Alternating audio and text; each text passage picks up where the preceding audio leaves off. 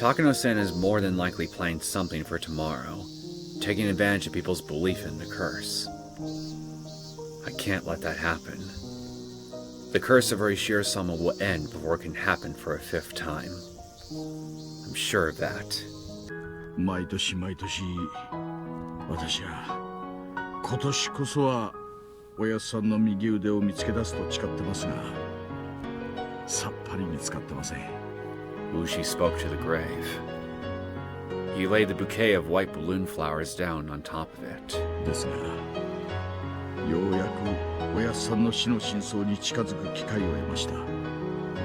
ただね、それが笑っちゃうんですよ。園崎家は関係ないって言うんです。私は毎年ここにお寮のばあさんを連れてきて土下座させてやるって誓ってきたのに、それが全くの大外れだったって言うんですよ。私はすっかり参ってしまいましたね。またおやっさんにげんこつをもらっちまいます。その後のお加減はいかがですか？ええ、万事つつがなく明日が祭りになりますわ。そうですか。それはよかったです。明日の夜、富武兄は哀れな事故に。すべて廃棄したはずの H173 が投与された痕跡を残し、どういう形であれ哀れな最後を遂げるでしょう。ひひひ。それはとても楽しそうな幕開けです。こちらではすでに議事録の捏造が終了しています。入江二佐が研究継続を求めて他国に研究を売り渡そうとして独走し始める痕跡です。富武殺しはそれに組み込まれる。 When I don't want him around, he's so persistent. But when I need him to listen to me, I can't get a hold of him. But if I did get through to him, what would I even talk about? What could I talk to him about? Right after talking to someone about the plan to assassinate him. Why should he even answer my call? I'm simply running wildly. And when I reach the point of no return, I'll want to be forgiven. And I want him to do that for me. Just because he always does it whenever I want him to, and he shows up whenever I need him. Who would forgive someone like me? Someone who has nowhere to go but hell.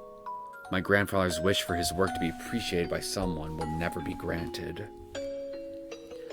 I tried to make my grandfather an eternal existence. Yet I ended up making that an impossibility. How can I call myself Mio Takano? Instead of inheriting the 1, 2, 3 from my grandfather and continuing the count to 3, 4, I reduced it all to 0. If it wasn't for me, my grandfather's work would have remained an empty tower. It would have stayed in this world forever. But I ruined it. I did that. Grandpa should never have saved someone like me. Meeting me made him unhappy. That's not true, and you know it. I shouldn't have existed. I shouldn't have been born. I should have stayed inside that metal fence and spent my whole life there. I need to go back inside it. I should have never left. That place is where I belong. Corner me with that horrible metal noise. Crush me with that filth, itchiness, and pain. And then kill me. So I'll never meet Grandpa. The conversation was very ironic. We both meant something different as we spoke. 祭りの幕開けが楽しみですね。ええ、楽しい祭りの幕開けですわ。I noticed an indescribably bitter smile on her face. 明日は晴れるといいですね。せっかくここまで準備して、雨で中止なんて気の毒です。ここまで大々的に準備した盛大なお祭りですもの。雨天ごときで中止になるわけありませんわ。そうですね。明日はどんな天気になろうとも必ず祭り。盛大なお祭りになりますわよ。きっと。前原さんもうちの連中と同じですね。いや、ということは男で燃え上がっていないのは私だけってことですかね。 Then psych yourself up, man. やれやれ。 Raise your voice. よーし。 There we go. ならいいですね。明日の早朝に48時間作戦を発動します。これで敵がどう動くかです。相手を撹乱し、その出方に合わせて攻撃する。これは遊撃作戦ですよ。よーし。部長、園崎美音の名において48時間作戦の発動を命ず。決行は明朝4時。 Who will win? Takano or us? The time to find out is now. Let's open it.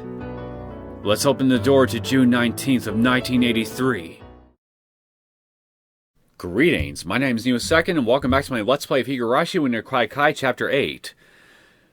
Survival knife, movies, cream puffs, ice cream, pillow fort, canteen, canned goods, hair comb, laptop, mouse, more survival knives, a machine gun, and finally, the horn dog. I think I am well and truly prepared as I'm ever gonna hope to be for this upcoming battle that we're about to just step into all casually, willy-nilly, with our heads held high, and glaring daggers at the enemy. You ready? I'm probably not as ready as I should be, realistically speaking, but fuck it! YOLO!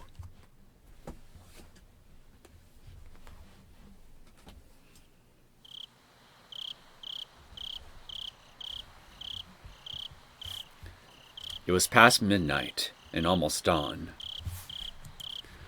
The very quiet time of the night where staying up late and getting up early melded together. That exact thing was happening in the offices of the Okinogi gardeners. There were only 2 people on guard duty, and they were playing cards. They weren't sentries, so they really didn't need to be on guard all the time. However, they weren't allowed to fall asleep either. What a miserable existence you two must lead. After the TV broadcast went off the air a little past midnight, they usually ended up playing cards. Suddenly, the phone rang. The phone was right nearby, so one of them answered immediately. 毎度、おこのぎ造園でございます。はい。Suddenly, the man taking the call stood up with a jolt. He even hit his knee against a desk, which he was too panicked to care. Uh-oh, she's got a scowl on her face. She must be inconvenienced. Takano dashed into the underground security room in a hurry. お休みのところ申し訳ございません。さんさん。コーヒーは後よ。状況を。本当なの？はい。午前4時15分。沖宮署内で身元不明死体が R であるということが確認されたという情報が入りました。It has begun. そんなわけないでしょ。だって R は風邪で寝込んでいるんでしょ。それはあんたたちが監視してたんでしょ。そのさんさん、話に続きがありまして、沖宮署の諜報員によると死後48時間が経過しているとか。Takano could feel her blood freezing, starting from her feet. She just couldn't believe what was happening. At least 48 hours? At least 40 hours since the death of the Queen Carrier? Takano just couldn't understand. そんなことありえない。だって、じゃあ村人はどうして平然としてるの？早ければ36時間の段階で、つまり夕べの時点でかなりの末期発症が出ていてもおかしくないじゃない。しかし諜報員によると、これはかなり確実性の高い情報とのことで、村への進行上の影響を危惧して現在署内に強い箝口令が敷かれているということです。 It's not as reliable as you think. But don't tell them that.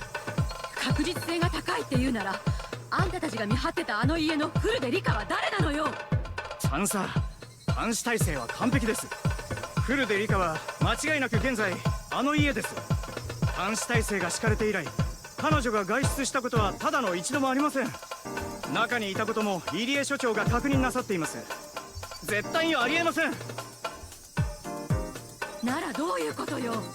警察が死体はリカで48時間前に死んだって言ってるのよ。それがデマだっていうの？デマ？そうよ、勘違いかもしれない。だって私の作戦なら、今日の夜私は岐阜県警内の工作員を使って同じ手法で偽装死を装うつもりだったんじゃない？これは偽装よ。いやデマよ。何かの勘違いに違いない。Well, you are correct, but here's the question I have for you. How are you gonna go and prove that? Takano wasn't confused because she was still half asleep. No, Takano was afraid. Her grandfather wrote in his article that within 48 hours of the Queen Carrier's death, everyone in the village would develop terminal stage symptoms. This would mean that he had been wrong. What about everyone who believed his words? What would they think? 失礼します。さんさ、東京の野村様よりお電話です。 I guess she's already heard. どこで嗅ぎつけてるのよ、あの女は。私が電話をしている間に大至急沖宮署の死体を調べさせなさい。現在は非常に困難です。協力員が明朝に出勤すれば沖宮署へアプローチをかけさせ、確実に状況を確認できます。その早朝というのは何時？午前5時？6時？大至急よ。急がせなさい。おはようございます。高野です。Impressive change of demeanor. All the unit members were gathered in the office of Okinogi Gardeners, which served as a garrison for the mountain dogs in Okinomiya. ああ、わかった。沖宮署の方が分かり次第、俺とサンサに連絡しろ。それより、R 宅の監視体制だが、R の在宅確認をなぜ怠った？ That is a very impressive scowl you have on your face. 風邪だったということで受話器を取らなかったものと思いました。その後入江所長が訪問し在宅を確認したため、それをもって在宅か。甘えぜ。R 宅に少なくとも誰かがいるのは間違いないんだな。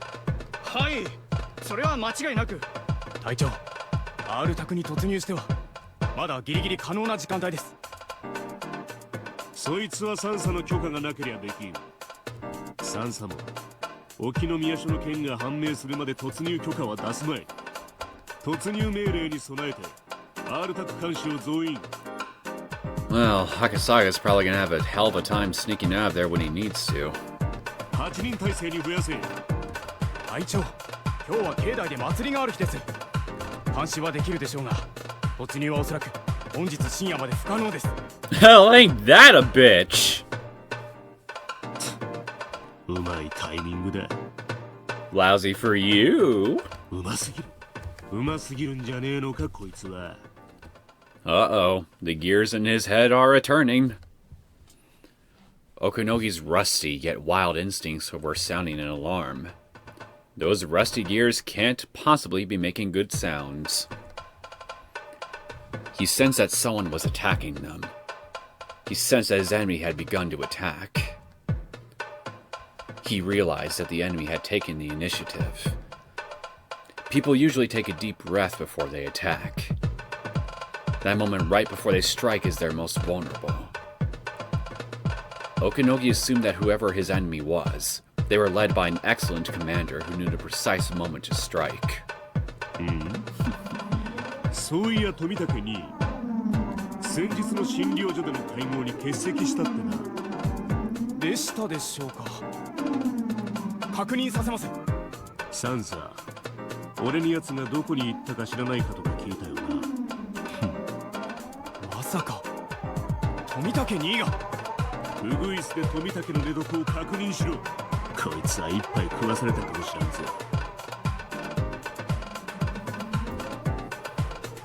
Be careful, man. They're on to us now.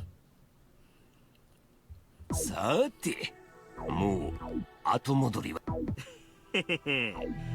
さて、これで大山明堂して何が出るっすかね。Kumagai was trembling with excitement. クマちゃん、私は通信センターの方へ様子を見てきます。ここは絶対に死守してください。よっしゃ、死んでも誰も通さないです。あとのわしの役目はかかってくる電話をごまかすことだの。わしもわしの持ち場へ戻るぞい。熊谷、ここは頼むぞ。任してください。Kumagai closed the door quietly and stood in front of it. This was his chance to show Ushi what he was made of. Ushi was on his way to the communications center. All radio communications and phone calls pass through there first. During business hours, each section answers its own phone calls. But when they aren't open, the communications center answers them instead. どうですか、こちらは。はい。ついさっき外線経由が鑑識課の直通番号に1本。相手は県警本部大高警部です。おお、大高くんか。へえ。Ushi grinned. The enemy had started to move. They must have bribed someone inside the police department to be their spy. And he had started to move, just as they planned. Ushi was surprised to learn it had been Utaka. Ushi had never liked Utaka, because he constantly boasted about his academic background and always opposed Ushi, who believes in relying on experience. They didn't get along at all when they worked together at the prefectural police department. 通話が終わったようです。じい様に聞いてみよう。ピッポッポッと。あ、もしもし。おーっと、大丈夫。私ですよ。いかがでした？青二歳が生きがりおってからに鼻であしらってやったわ。やっこさん、小坂に来とる。I'm sure he did. 所長の出勤を待って、朝一でこっちに直接踏み込んでくるぞ。相変わらずことを派手にしたがる性分だな。てめえの体一つで喧嘩もできないんですかね。わしもますますに面白くなってきたぜ。今の電話で眠気が飛んだわ。やはりいるな。お前の言う怪しげな連中がゾロゾロと這い出してくるのを感じるぞい。Well, things are getting interesting now. Boy, are they ever. What's up next? Hey, demons. Over here. Come further in.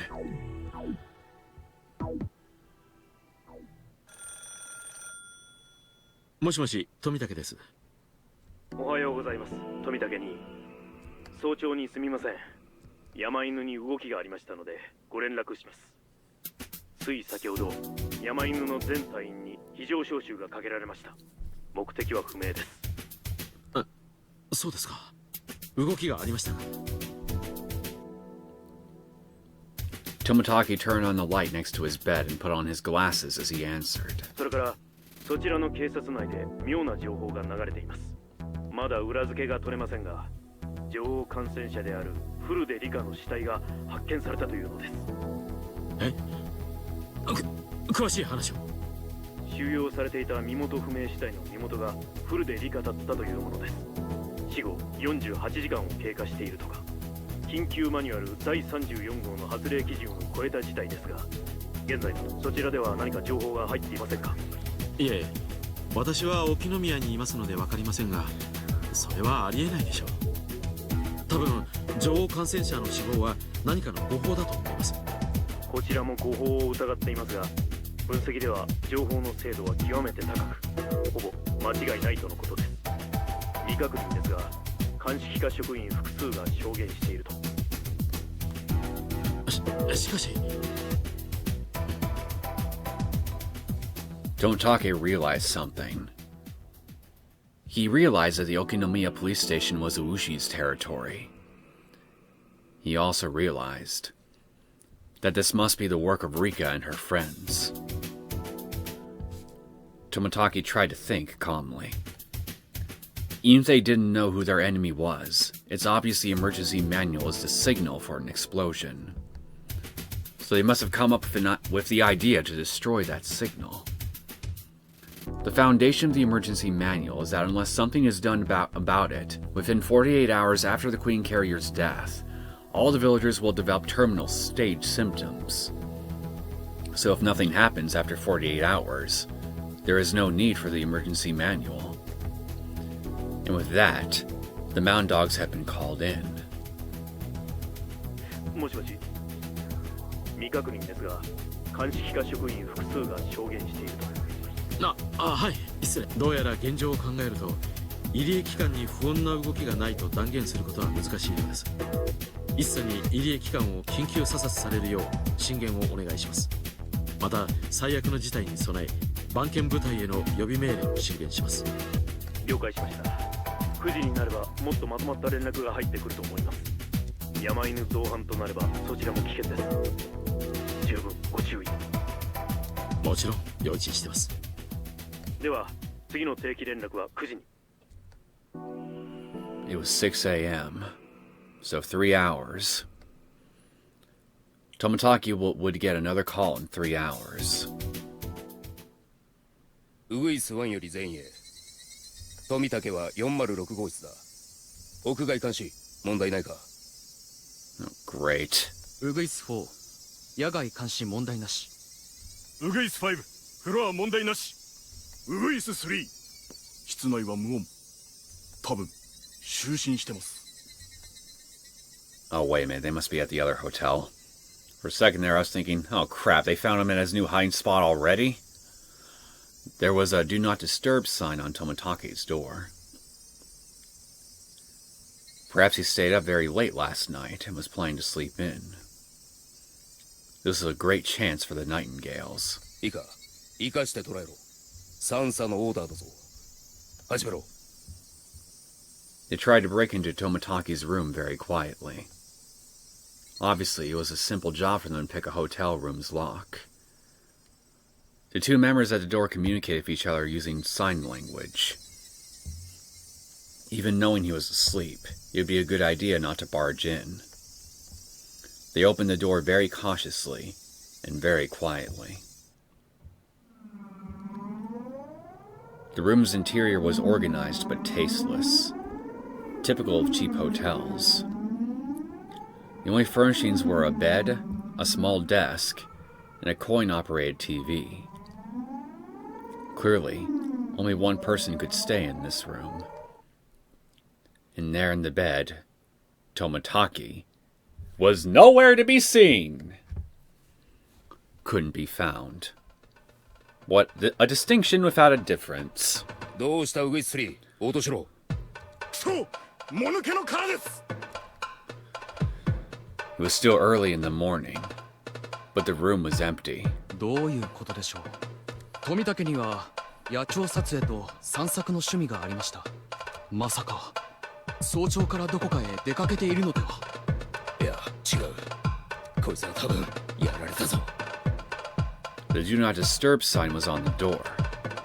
With that sign there, the housekeepers wouldn't come in the room, so they wouldn't know if it was empty or not. The sign had probably been on there since at least the day before.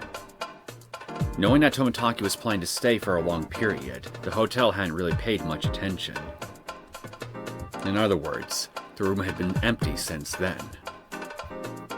多分奴は襲撃を予見して宿を変えたんだ。そうか、それでしばらく姿を現さなかったのか。サンサに緊急連絡。ちくしょう、こっちの作戦が漏れているぞ。Okanogi realized that he had been beaten to the punch.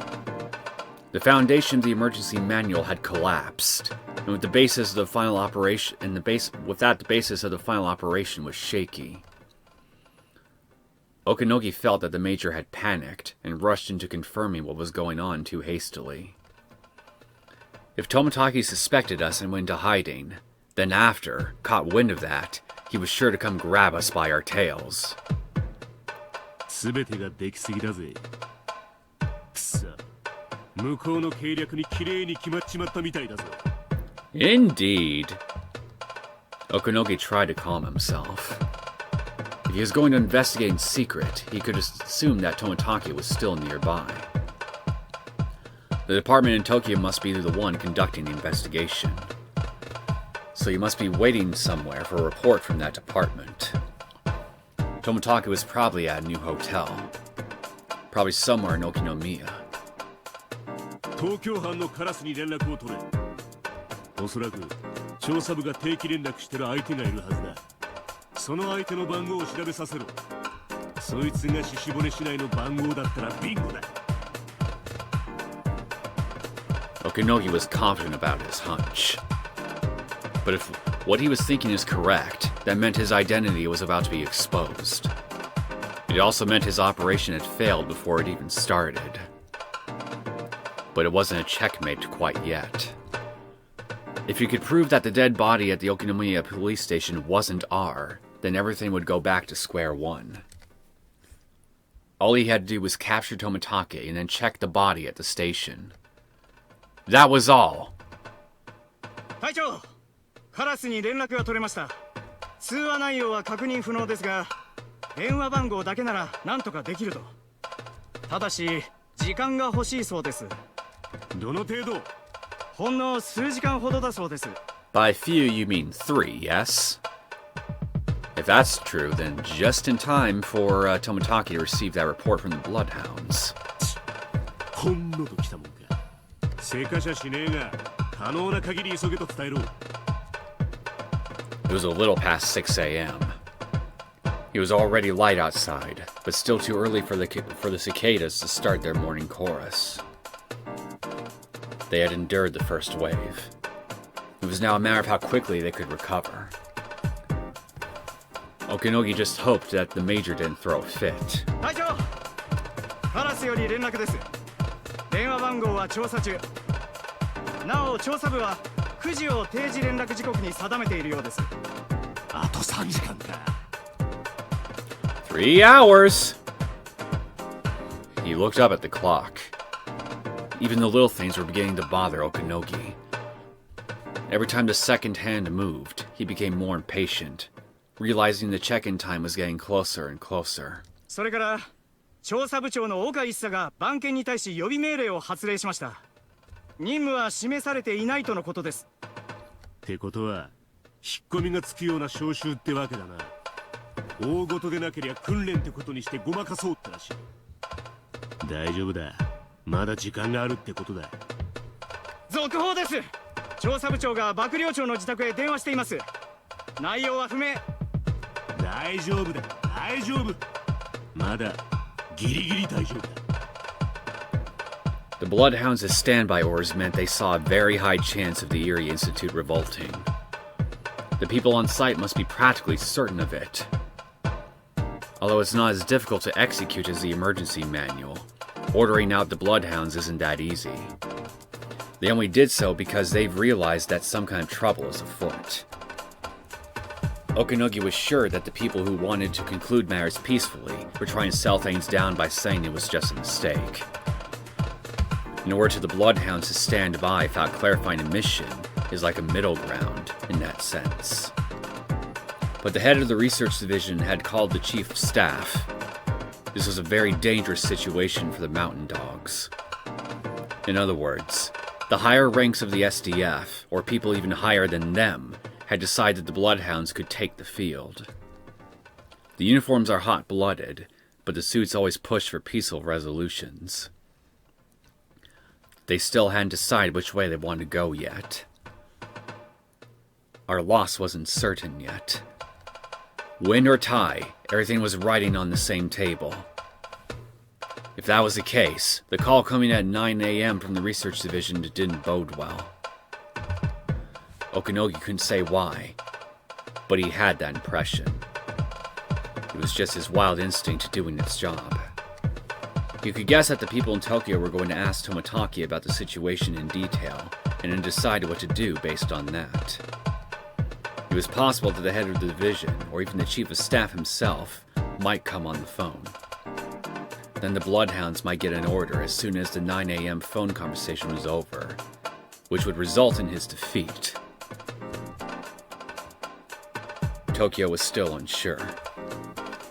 Some were still thinking it was some kind of mistake, or they wanted to think it was some kind of mistake. If Tomitaki didn't answer the phone, they might send some people immediately, but they wouldn't order out the Bloodhounds. There was a chance it could end in a draw. If they found out that the body didn't actually belong to R, then, although it would corner them, they still had a good chance of winning. But they'd lose the possibility of a complete victory.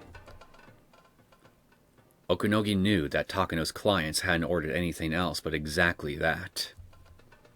He didn't want to admit it, but the enemy's surprise attack had succeeded. Hell yeah. やかましいね、落ち着けや。連中はまだ確信してない。疑っちゃいるが、バレちゃいない。まだギリギリ大丈夫なんだ。とにかく先に情報を得た方が勝つ。連中が尻尾をつかむか、俺たちが尻尾をつかむか。確かに初戦の奇襲で徹底的にやられたが、まだ全滅じゃない。だから白旗を上げるんじゃねえ。とにかく待つんだ。カラスが富武の潜伏先を暴く。警察の協力員が R の死亡の真偽を暴く。とにかく今は待つんだ。耐えるんだ。失礼します。高野三佐からです。相当ご立腹の様子です。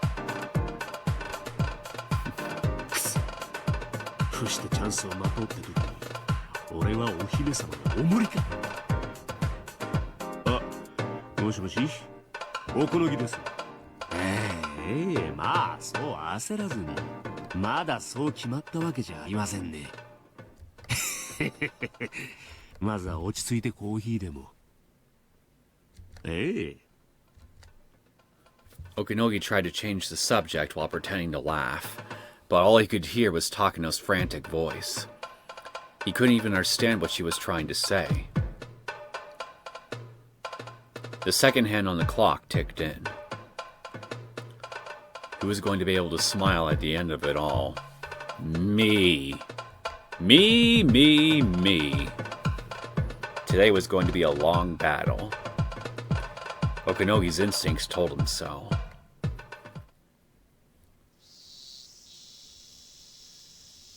お疲れさんです。今のは誰からですか？今度はうちの花垂れ所長じゃわい。だんだんと手強くなってきたぞい。だがわしの敵じゃないな。事務や風情が技術屋に勝てると思ったか。しかし所長が今日所長会のゴルフでよかったわい。直接来られたらちと面倒だったぞ。ゴルフ場から電話とは仕事してんだかしてないんだか。大高君め、所長と一緒に乗り込みたかったろうに。今頃悔しがってるぞ。間接攻撃でダメなら次は直接攻撃ですかね。乗り込んできますか、大高のやつ。所長が捕まらないんじゃ自分で乗り込むしかないと踏むでしょう。ああ、もうじか8時半か。下の窓口が開く頃だ。Morning had finally arrived. The chorus of the cicadas had begun. That familiar sound would make one think it was just another day. But it was hardly going to be normal. Indeed, I would say that the cries of the cicadas are the battle cries of war. It wasn't just an ordinary Sunday, excuse me. Ushi and his men already realized they were grazing the tip of a huge conspiracy. 大高君の性分だと多分堂々と胸を張って正面からやってくるでしょう。 Won't sell for anything less than the front door, huh? 自分だけが正義だと思ってるやつにありがちっすね。わしはここで電話を耐える。お前らはそいつを頼むぞ。よし、お出迎えで行きましょうかね。クマちゃんはここを頼みます。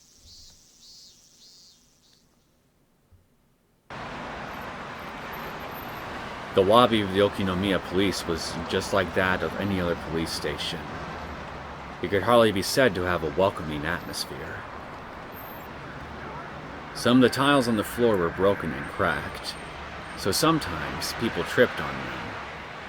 Those spots were covered by pieces of cardboard, and there was a sign that said, "Caution, watch your step."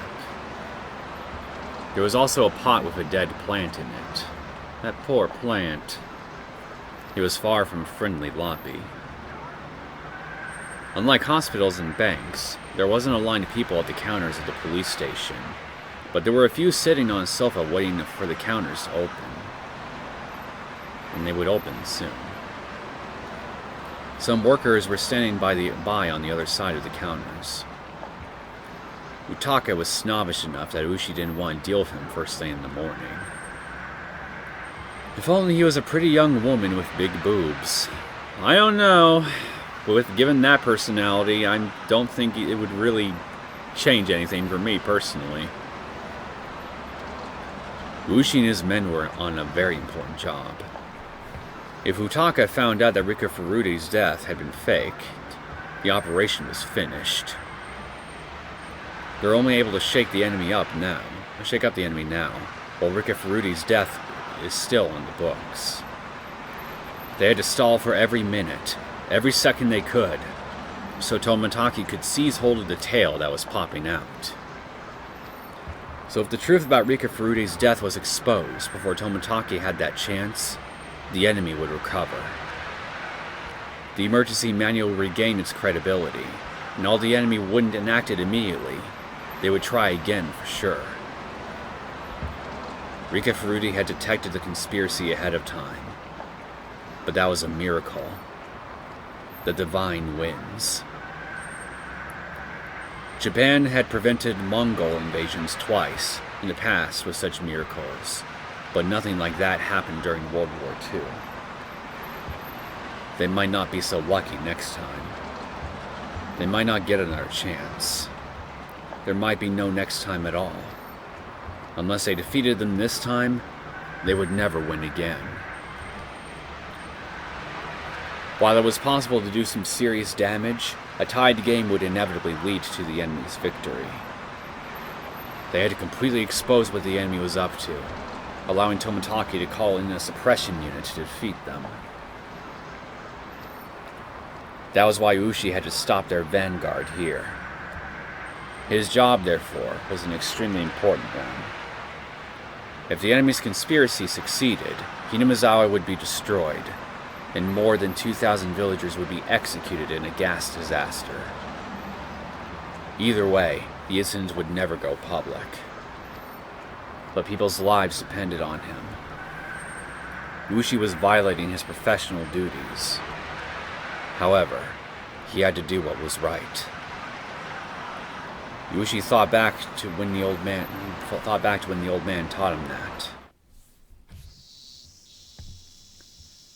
Someone who, despite the hot weather, was wearing a suit, came in through the automatic sliding door. Here's the bitch. He had two of his colleagues with him, and the bitch came with his bitches. He was showing off his authority, like he always did. Like a bitch. いいよ、おはようございます。おっと、これはおはようございます、大石さん。それから私のことは君と呼ばないでください。もうあなたに君で呼ばれるような立場ではありません。Yeah, we heard it all before. まあまあ、そんなこと言わずに、大高くん。同じ宅で麻雀を打ってよしみじゃないですか？ He was a mahjong pupil of mine until he turned evil. Utaka seemed disgusted to hear that. He used to boast about being a good mahjong player, but Ushi once beat him badly in front of many people, which hurt his pride. あなたとゆっくり休校を温めたいところですが、今日は急ぎの用事がありますので、失礼させていただきます。Pride? Sorry, excuse me, I got tongue twisted there. Anyway, Utaka, having too big a pride could very well lead you down the path to the dark side. Tread carefully.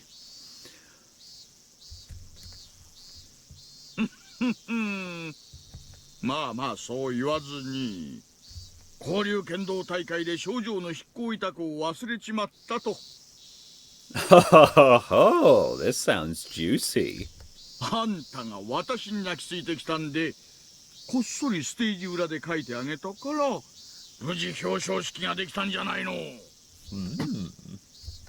その件については感謝していますが、今は関係ないことです。The gratitude your voice is oozing with just fills my heart with warm, fuzzy feelings. ありゃ、感謝してくれてましたの？そりゃ失礼。そういう話はとんと聞いたことがなかったもので、県警では私が書きたいとわがまま言ったから筆行委託を断ってわざわざ書かせてやったんだって話で通ってましたよ。症状の字があまりにうまくないのでどういうことなんだと本部長に聞かれて以来のあなたの言い訳のはずですが。さあ、どうなんでしょうね。誰かが誤解してるんじゃないですか。私はそんなこと言ってませんよ。県警本部はあなたの島だろうが、あいにくここは沖宮署でね。あんたの思い通りにはそうそうならんってこってす。ほう。それはどういう意味ですか、大石さん。Know your place, mortal, is what he's saying. あんたがここへ何しに来たかは知らんが、あんたの島はゴグラだ。沖宮じゃない。おとなしく引き上げてもらいましょう。何の権限があってだね。Mine. そちらこそ何の権限があってですかな？ A good question. 県警本部で現在捜査中のある秘匿捜査事件についてだ。その件に関連があると思われる身元不明死体がこちらにあると聞いてね。なら電話でお問い合わせを。Okinome isn't a rich neighborhood. This isn't a place where someone in a custom-made suit should be. なるほど。どうやら鑑識課の連中とつるんでいるようですね。Who's forming gangs here? We're the police! We're better than that. 署長から検視報告をすべて県警本部に引き渡すよう命令が来ているはずです。First I heard of it. その件については鑑識から署長に説明が入っているはずです。まだ検視中でね。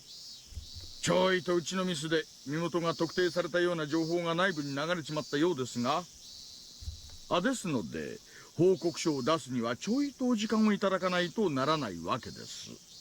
ならその検視に我々も立ち会わせてもらおう。嫌です。はあ？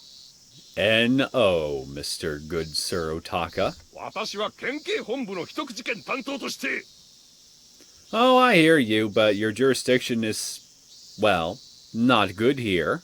Like your cash. And number two, we have phones. Use them. それが本当なら、私はあんたの刑事魂を疑わない。刑事魂は高潔だ。そりゃお給料がもらえなかったらこんな商売誰だってやりゃしないです。 I sense some Ch.8 level bullshittery coming along. ですがね、それだけじゃ測れない魂がなきゃ刑事は務められないんです。あんたにその魂があるってんなら私はここを譲りますよ。 The look in Ushi's eyes made clear the anger that was roiling within him. As he looked into those eyes, Utaka recalled all kinds of frightening memories. Go on. Utaka didn't want Ushi to sense his fear, but he couldn't prevent himself from loudly swallowing. Your fear is delicious. ならそこを譲ってもらいましょう。私も刑事魂でここに来ています。そこをどいてください。 That doesn't sound very spiritful. なら私をその刑事魂で押してどかしてみなさい。これなんですって。あんたの刑事魂、私の刑事魂に負けないくらいに重いものなら私なんか簡単にどかせちゃうはずですよ。試してみなさい。 Try it. You'll lose. Ushi was obviously saying they had no intention of letting Utaka through. How could he do this? Utaka was confused. Utaka was an elite policeman at the prefectural police headquarters, and we don't give a shit. He believed academic background and performance record were enough to earn trust. Not with me. He had been working hard under that belief. I'm sure you have. But Ushi doesn't acknowledge that. He doesn't even respect him. He is a scumbag. He was the worst type of person. One who tried to establish their meaning and purpose only through rough means, refusing to acknowledge everything about their superiors in order to protect their own pride, as uncivilized people often did. You even have an elitist attitude to go with that elite police badge of yours. You truly are a good representative of your profession. Utaka had been thinking ever since they worked together. Why do people trust in someone like Ushi? Why do people respect someone like him? Why do people appreciate someone like Ushi more than they did Otaka? Probably because they relate to people who don't operate like bureaucrats? You ever think of that? I know I do.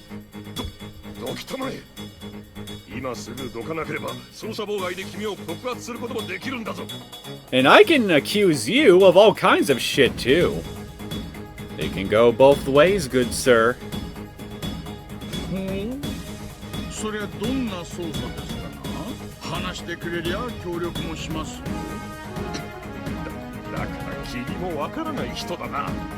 秘匿捜査だから君ごとき田舎署の刑事には話せんのだ。 And I guess we can't help you. なるほど。全部話せないなら一部でもいい。あんたはその仕事に何を背負うんですか。背負う？何を言ってるんだ。私はね、背負ってますよ。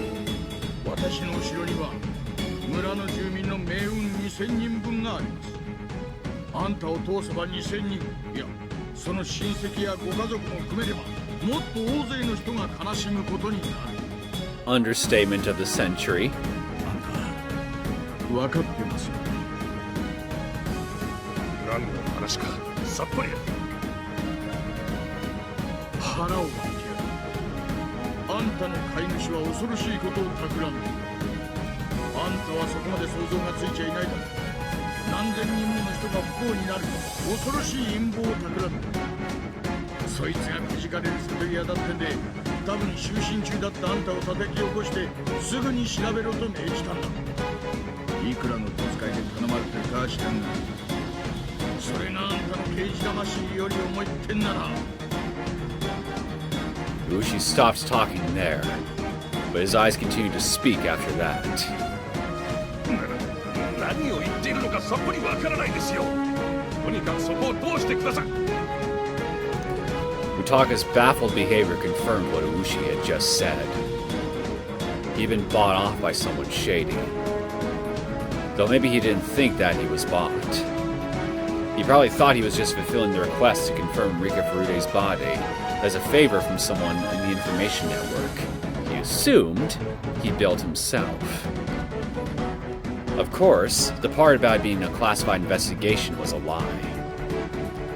But when an elite policeman from the prefectural headquarters said it was a classified investigation, everyone would grovel and salute him. But, Ushi didn't salute him at all! 話になりません。このことは後日必ず所長に抗議させていただきます。Ooh? おう、まだんかい。 What a lovely close-up. 話はまだ終わってませんよ。 As Utaka tried to walk by, Ushi grabbed him by the arm. Utaka tried to make him let go, but Ushi was just too strong. You must have a poor build then. 話してください、大石さん。あれ、大して力を入れてるつもりはないんですがね。あんたに真の刑事魂があったら、こんなのに屈しない。あんたの揺るぎない正義、私なんかあっさり打ち倒して踏み越えていくでしょう。だが、あんたはこの程度の腕も剥がせない。なんでわかりますか？ Because you are weak and more than just spirit. 話せ！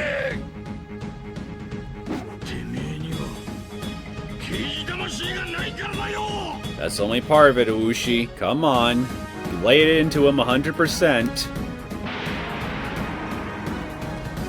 Ushi let go of his shoulder, and Utaka tumbled onto the floor, sliding for more than 2 meters. こ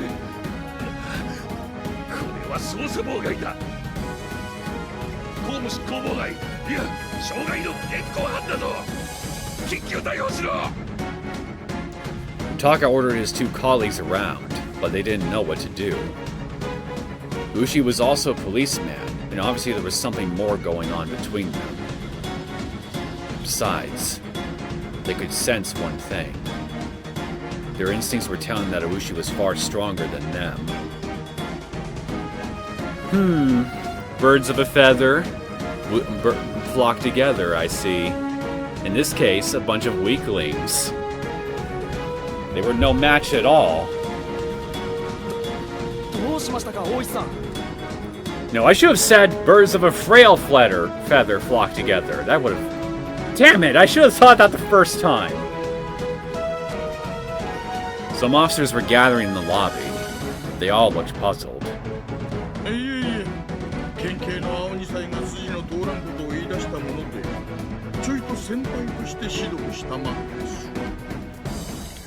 The officers alternately looked between Ushi and Otaka. They knew something was going on, but they didn't know the circumstances, so they didn't know which one to stop. Just move about your business. Lives are literally riding on my business right now. Do your business, let me do mine. Ushi was respected by the policemen of the Okinomiya station. Everyone respected him. If Ushi said that Otaka was being selfish, then he must be at fault. Isn't it great just having everybody respect you to such a degree? I wish I had this much respect. Ushi was generally seen as sensible. All of them thought that Ushi would only do this in a public place like a lobby, if it was something major. Utaka was feeling humiliated to get such attention. But Utaka! If you don't get all this attention, it's gonna limit the number of people who will see your fancy schmancy elite police badge. He stood up calmly, hiding his humiliation with anger.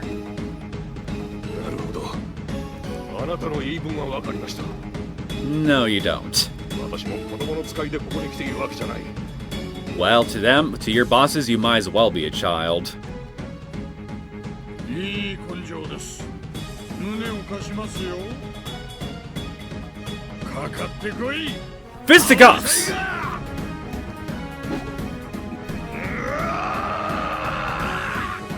Well, to be fair, I wasn't expecting a full-on Ushi booby attack either.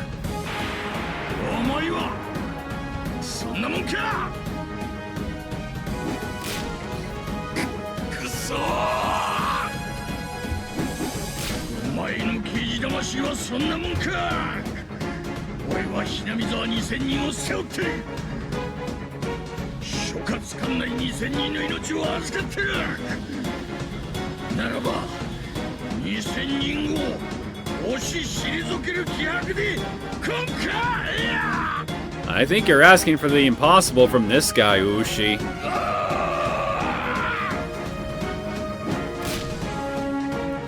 It was like watching a match between a sumo wrestler and a small child.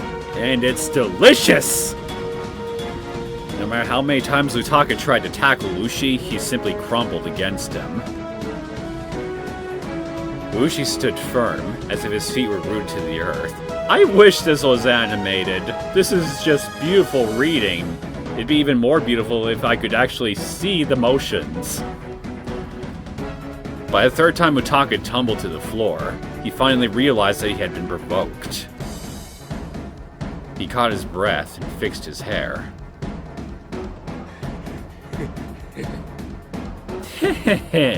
わかりました。ならばお教えしましょう。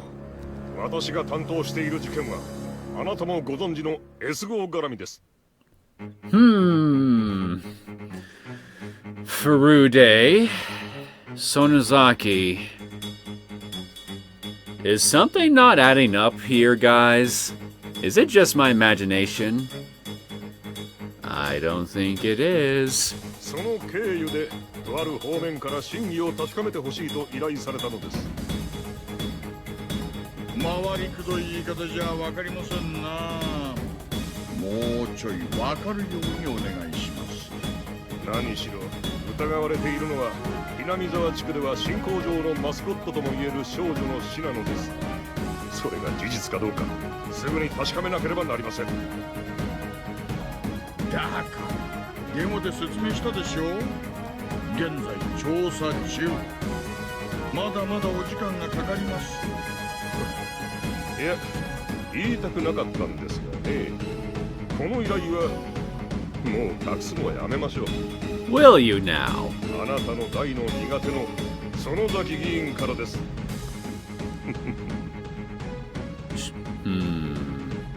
はあ、紋付き袴の怖い。I think I know who you're talking about. Didn't we see him throw a hissy fit once or twice in the earlier chapters? 確かに苦手ですね。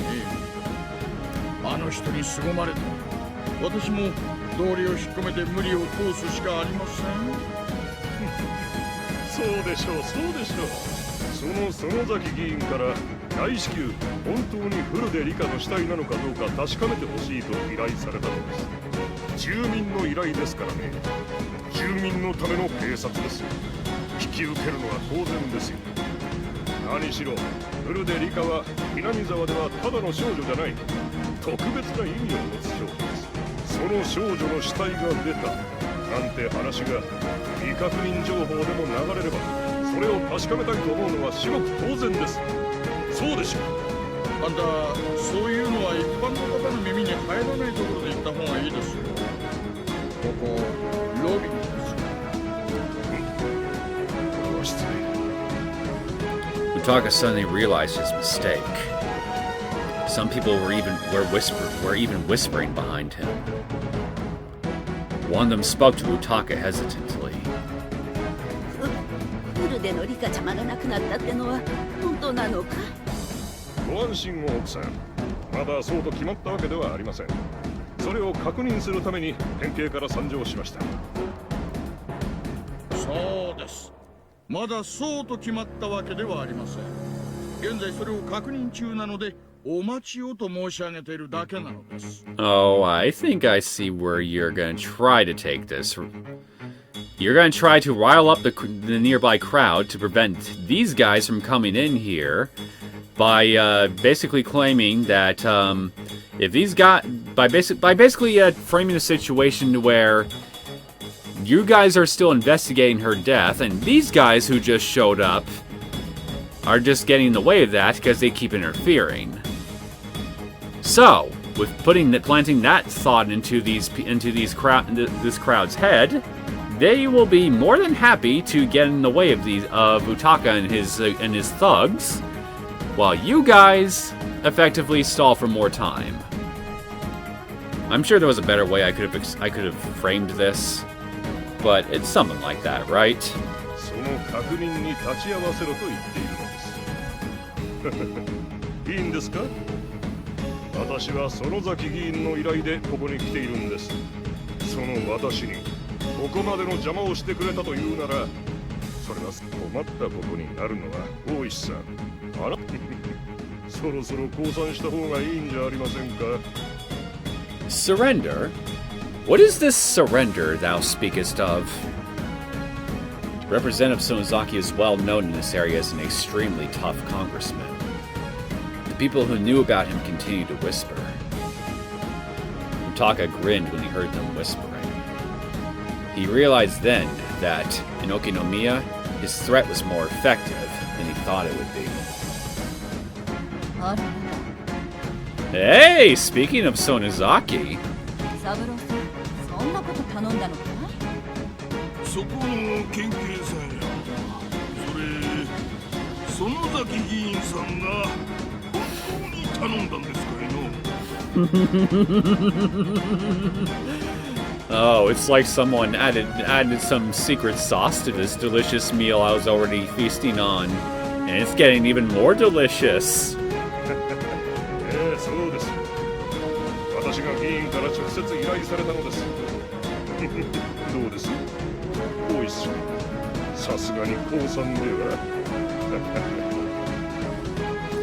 People continue to whisper. Representative Sonozaki is a big name around here, Utaka thought. Even gangsters give way if someone mentions his name here in Okinomiya. さあ、議員が怖かったらそこを開けてもらいましょうか、大石さん。 ああ、反則切符の再交付は8番の窓口でご相談を。はあ？ Oh yeah, the traffic ticket that Akane mentioned in the last episode. 私がいつ反則切符など。 Ushi suddenly started to talk about something completely different. In fact, Ushi was looking at something behind Utaka. Huh? Who was he talking to? Utaka wondered. An old-fashioned elderly man and a lady in a kimono were standing behind him. Shame we can't see the representative. Unless, to mine divine eyes, he is invisible? When Utaka's eyes met with hers, she smiled at him. She's definitely my type, Utaka thought. Oh, I'm so gonna enjoy the tears you're gonna be shedding here in just a few minutes. なあ、お前さ、本当に園崎議員に直接依頼されたんだね。That's what he claims. 秘書とかそういうのじゃなく。そうですとも。こう見えても園崎議員とは懇意な関係でしてね。Do go on. 直接お電話をいただくこともあるのです。 The elderly man continued to listen with a puzzled expression. お前誰じゃい？あ？名乗るほどではありません。県警本部に勤める一警官に過ぎませんよ。あまりにもできすぎたシチュエーションです。その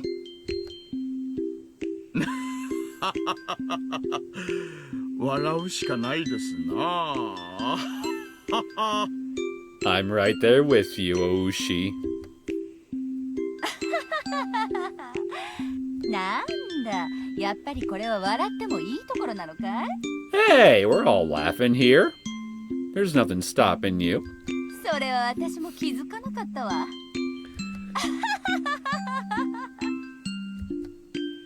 Utaka couldn't understand why Ushi and this lady were laughing. It's very slow to catch on, I see. For someone who worked his ass off, you sure are slow on the uptake.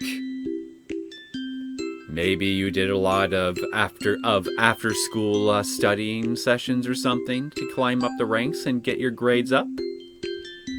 どうしたんですか？今日はご一緒でお越しになって。いや、それがね、例の切符なんだけどさ、左折禁止の看板が茂った葉っぱで見えなかったんだよ。その出口に白バイが待ってるってのはちょいとやり口が汚いんじゃないかいって言ったらさ、三郎さんがそれは抗議した方がいいって言ってこうしてついてきてくれたわけなんだよ。ああ、行動の樹木は市役所の管轄ですからね。よくそういうのうちに来るんですが、なんともしがたいんですよね。On the surface, it doesn't sound complicated at all, but I'll take your word for it. それを知りながら出口で待ち伏せとるっちゅうがけしからんと思うてな。こうして抗議に来たんじゃ。わかりました。そいつは市役所と交通課に私の方から行ってきますんで、今日は一つ穏便に済ませちゃもらえませんかね。あんたがそう言うなら今日は引き上げるとしよう。 When Otaka realized they were Ushi's guests, he fixed his tie and spoke up. でも違反切符はちゃんと支払うんですよ。規則です。Yes, it is the law. カチンとくるお人だね。カチンとくるお人でしょう。 He really is, isn't he? お茶目な一面もたまにあるんですがね。Yeah, I can agree. 私は今そこの大石刑事と重要な話をしている最中なんです。さあ、お二人とも用が済んだらお帰りを。そして良い一日を、奥さん。 Well, at least he has manners towards the fairer sex. Grab. 良い一日をね、県警の旦那も。Oh? Grab. The two of them grabbed Taka's shoulders from behind. The lady grabbed his right shoulder, and the elderly man grabbed his left. Well, this is going in a slightly different direction than I was expecting. 県警の旦那。私は生まれてこの方。何かわかるかい？一つはしいたけ。生まれた時からこいつだけは苦手でね。食うのもダメだし、出汁を取ったのもダメさ。もう一つは嘘。噂されるのもダメだし、出汁に使われるのも気に入らない。ここまでコケにされちゃいけないね。石骨の鬼姫、園崎茜。So you haven't abandoned that name after all. 売られた喧嘩は値引かないのだけが自慢さ。園崎家のあんたが言うな。あと鬼姫って部分を一市民に置き換えれば完璧です。は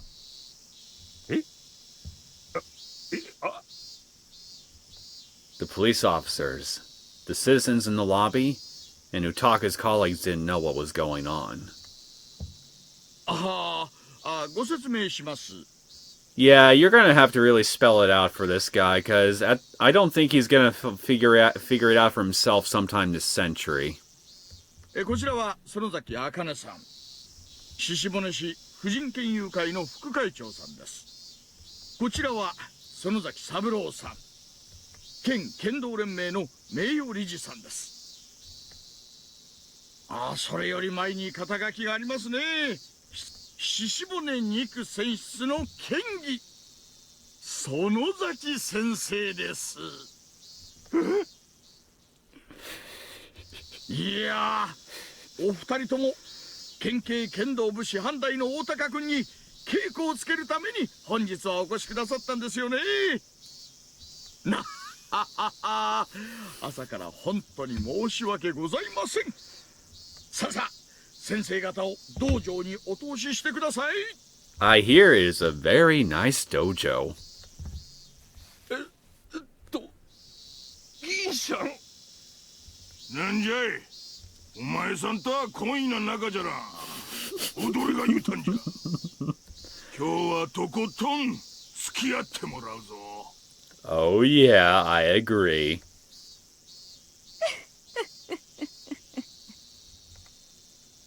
私も久々に燃えてきた。 Not as excited as me. The two of them were still clinging to his shoulders and laughing meaningfully. Utaka laughed along with them. Are you sure it's laughing or crying? Well, confused laughter, okay. I guess that's appropriate.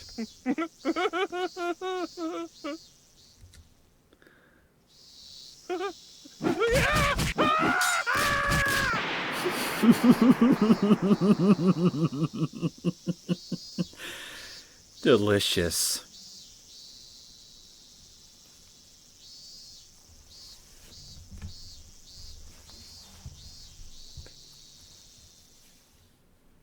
確かですわよね。確かに昨日の時点で入江所長は女王感染者が在宅しているのを確認したんですわよね。在宅を確認なんてひどい。夏風邪をひいたというので様子を見に行ったんです。ですからリカさんの死体が見つかるなんてありえるわけがないじゃないですか。そうですわよ。ありえるわけがないんですわ。でもそれを確認しないと信じてしまって誤解する人もいますので。誰が何の誤解をするんですか？ That's a good question. フルでリカが死んだなどと村に知れたら大変な騒ぎになりますし。Now I'm certain that she's lying. I don't even need to wait to hear from Tomitaki-san. Takano-san's objective is the execution of the emergency manual. Its premise is about to be destroyed, and that's why she is panicking. She finally found someone who showed an interest in her research, which made her feel better about herself. Yet that someone is about to cut her off, and that's why she's panicking. She's as pitiful as can be. If it were possible, if there was a way to reach out to her, I would reach out to save her from drowning. But my hand will never reach. It won't reach her unless she reaches out. Where have I heard this particular sentence before? Oh yeah, chapter 7. She's drowning, but as long as she refuses to seek help, I'll never reach her. Until she realizes it herself, no matter how much I reach out, she'll refuse my helping hand. However, my selfish imagination will have to stop there for now. Is Rika-chan home or not? If she goes into the details, she'll become suspicious of me, since I told her I saw Rika-chan at home. That'll put me in a very dangerous position. A man who had been on the phone for some time put down the receiver. サンサ、電話に出ません。不在のようです。監視班は何と言ってるの？いえ、監視体制に入った17日以降、外出の形跡はなく、電話の一本もありません。ねえ、入江所長。ということは、まだ中にリカちゃんたちはいるということですわよね。ええ、そういうことだと思いますがどうでしょう。もうだいぶ治りかけて元気になってますからね。うまく抜け出して遊びに行ってるのかもしれません。ほら、今日は綿流しのお祭りじゃありませんか。リカさんの家の近くには確か模擬店部会の水場が設けられていたはずです。人の出入りも多いですから、監視の方が見逃してしまった可能性も。どうなの？そんなことはあり得るの？入江所長が出られた後には必ずシールしています。まさか窓から出たのでもない限りありえないでしょう。山犬はあくまでも R は家を出ていないと、そういうのよね。そうです。間違いありません。 R は R 宅内です。そして17日以降一度たりとも外出していません。絶対に在宅しています。それを確認したのが入江所長だけで、山犬の誰一人確認していないのにそうだと言える。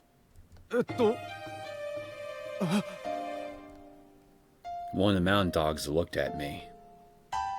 I swallowed, and then nodded to him. ならどうして沖宮署で R の死体が出てきたりするの？ですからそれは誤報の可能性も。その後の情報では身元不明死体の検視はまだ終わっておらず、フルで理科であるというのは何者かの憶測に過ぎない可能性が高いと。もうその話は聞き飽きたわ。その怪情報が流れて東京にまで伝わってからもう何時間が経過してると思ってるの？このままでは東京に。 Yes, Tokyo will what? Takano-san realized that I was standing next to her and shut her mouth. I could already tell what she wanted to say, though. さんさ、東京の野村様よりお電話です。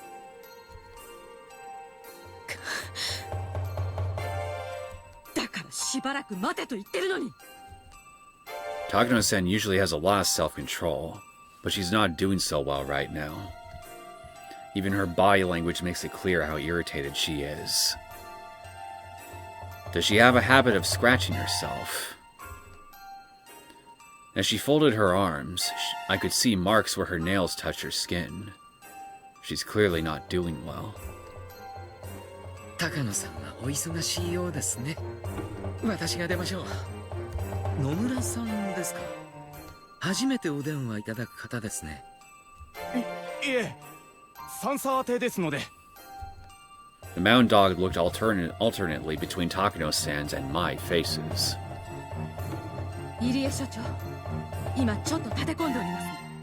大変申し訳ございませんけど、所長室にお戻りいた。そうですか。そうですね。入江機関の運営はあなたに任せています。私が口を出すことではありませんね。誰か所長室までお送りして。早く。 She's basically telling me to get out. Okay! I left the security room quietly. もしもし、高野です。お待たせして申し訳ございませんわ。何度もお電話して申し訳ございません。いかがですか？申し訳ございません。 Whoops. Didn't mean to skip over her line. 今急ぐように指示をしているところです。すでに内部協力員を沖宮署に向かわせましたので、その連絡を待つだけなのですが。そうですか。ではもうじきですね。では何時頃までにこちらにご連絡をいただけますか？もちろん分かり次第すぐにご連絡申し上げます。ただそれがいつになるかはお約束が難しいのですが、大至急、急がせておりますので。サンサ、飛行機に乗ったことは終わりですか？ I don't think I like where this where this question is going to lead. もちろんですわ。飛行機が離陸するために加速するとき、この時に大きな出力を得るためエンジントラブルを起こすことがあるのだそうです。その時まだ大して速度が出ていないならブレーキをかけ離陸を断念するそうですが、4発の旅客機ならうち1つのエンジンが壊れていても飛行は可能ですから。それはもちろんこの度の作戦も同じです。エンジンは一つではありませんから、十分な速度が出ていれば離陸に踏み切るでしょう。後のことはどうとでもなりますですが、この度の作戦という飛行機はまだ十分な速度どころか、これから離陸しようという段階です。お分かりですね。The first step of the operation was Tomatake's assassination. That hasn't even happened yet, so what Nomura was saying was correct. もしあなたが乗った旅客機が離陸前からエンジンが故障していると分かったらどうしますか？降りるでしょ？同じことです。離陸前からエンジンに故障が見つかったため、乗客であるクライアントたちが飛行機を降りたがっています。If they were already at the point of no return, then a little mistake wouldn't matter that much. But since they're still before that point, they're overly cautious about even a tiny mistake. それが本当に故障なのか、今点検させているところなのです。ええ、存じています。あなたは管制塔の管制官。私は彼らをなだめる添乗員。離陸の見込みの薄くなる飛行機から降りたいと言い出すクライアントたち、そんな彼らを懸命になだめているところです。これ以上事態の改善が遅れると、この飛行プラン自体がなかったことになります。高野さんさ。それはつまり、あなたの祖父の論文が世まいごとの打分俗文であったと烙印を押されることですよ。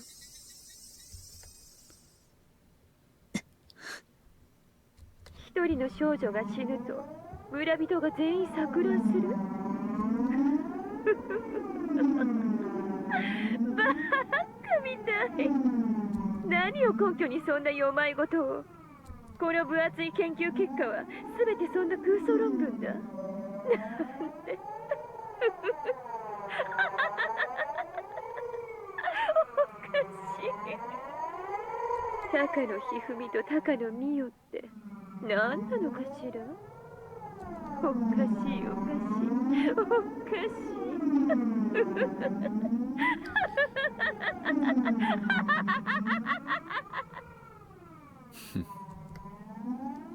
Takano ground her teeth. She squeezed the receiver so tightly her knuckles went white. となってしまいます。お分かりですか？これはあなたとあなたの尊敬してやまないおじいちゃんの名。ええ、お気遣いをありがとうございますわ。安心してください。私はあなたの唯一の味方です。At least until you outlived your usefulness. あなたにとって一番幸せに報われる結末になるよう最後までお手伝いします。ですのでどうか私の顔も立てて沖宮署の動向を確かめてください。私も努力してますけど、機嫌を損ねるクライアントの皆さんのお相手は楽ではないもので。ご迷惑をおかけしますが、もうしばらくだけご猶予を。ええ、はい、失礼いたします。Takano made sure that Nomura hung up first, and then hung up herself. おこのぎから連絡はまだないの？電話して。さんさ、つい10分前に電話したばかりです。情報が入ればすぐに連絡してくることになっています。少しお休みになられては。先ほどのコーヒーも。The unit member tried to serve a cup of coffee to Takano, but she knocked it aside. The cup fell on the floor, making a black puddle. That poor cup of coffee. Everybody in the security room went silent. 何よ。ボケっとしている暇があったら誰かモップでも持ってきなさい。10分前に電話してても構わない。もう一度かけて催促して。沖宮署の死体がフルで理科ではないという裏付けと行方不明の富武の確保よ。Takano was starting to realize something. By now, she could sense that there was something behind Tomataki's disappearance.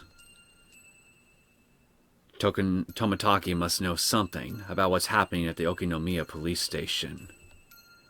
He might look dumb, but he somehow found out about the plan. He was trying to mess with Takano. So, Tomitaki was clearly behind all of it. Takano had been intending to let him enjoy the festival that night, if he behaved. The quickest way for Takano to be certain of what was happening would be to see Rika Furudi's face at her house. But she couldn't leave and she couldn't trust Irie. And because there were too many people around for the festival, the mountain dogs had their hands full. If she would answer the phone, that'd do, but she wouldn't answer. That meant the house was empty. And that Rika Furudi's death was real. What went wrong? Who deceived Takano? There was only one person. The only person who claimed that he saw her at the house. Irie was the most suspicious person around. Tomitaki had left the hotel and was nowhere to be found, so maybe Rika had left her house and was hiding somewhere else. In other words, Irie had betrayed her and was in contact with Tomitaki? 入江所長に監視をつけなさい。まさか所長の在宅確認が嘘。どうして所長が。富武はいつの段階でかわからないけれど、私たちの計画に気づいたのよ。そして宿を脱出し、R も秘密裏に安全なところへ避難させた。私たちはまんまと騙されて空き家を見張り続けてたのよ。空き家ということはありえません。人影が確かに。それが R だという保証はあるの？ R じゃない。監視する山犬を騙すために誰かがあそこに身代わりとして留守をしている。そうよ、そうに違いないわ。おこのぎに R 宅への強行突入を命じなさい。 Oh, Akasaka! Now is a good time to get ready to show these assholes your top-notch police training. 誰がいるんだか知らないけど、そいつは富武や理科に通じている。そいつを締め上げるのよ。しかし R 宅への突入は本日は不可能です。 R 宅前は水場になっており、祭りの関係者が常にごった返しています。今日の祭りが終わる深夜までは不可能です。それを何とかするのが山犬でしょうが。何とかしなさい、何とか。なんで私が言うことじゃ聞いてくれないの？私の言うことは聞けないっていうの？私の上の保護者の言うことじゃなきゃ聞けないっていうの？You seriously might want to calm down a bit. You're literally making yourself sick now. Unit members could only watch in silence. They knew that nothing could comfort her. The noise of the phone suddenly broke the silence. Takano practically jumped. はい。さんさカラスが東京調査部の定期連絡先の電話番号特定に成功したとのことです。 Well, that's just great. 電話番号はししぼねしない。山犬が住所の特定作業に入りました。富武だ、間違いない。ひばり、腕利きを集めろ。奴は用心してるぞ。抜かるんじゃねえ。白鷺はバックアップしろ。了解。ひばり湾より全範囲へ突入先が特定され次第全員登場しろ。くそ、電話会社の協力員はまだか。調べさせてます。5分です。 It was 8:45 a.m. God damn it, only 15 minutes left. They didn't know where in Shishibone he was staying, but depending on where it was, that might be too far to get there before 9 a.m. They would have to depend on luck. バカ野郎、5分じゃねえ、50秒だ。何やってやがんだ。端末に番号を打つだけだろうが。来ました。住所は市内平坂1丁目のホテルモデラート。交換機を経由しているため部屋番号は不明。聞こえたな、ひばり。了解。出動。 Shit. Luckily, Hirosaka Block 1 was close enough. Okunogi had been right. Tomitake was hiding nearby. The garage doors of Okunogi Gardeners opened one after another, and the white van sped off in a hurry. やらー、今度はこっちの番だ。まさか調査部に俺の子飼いが混じってるとは思わなかったろうよ。こっちが今度は貴様を奇襲してやるぜ。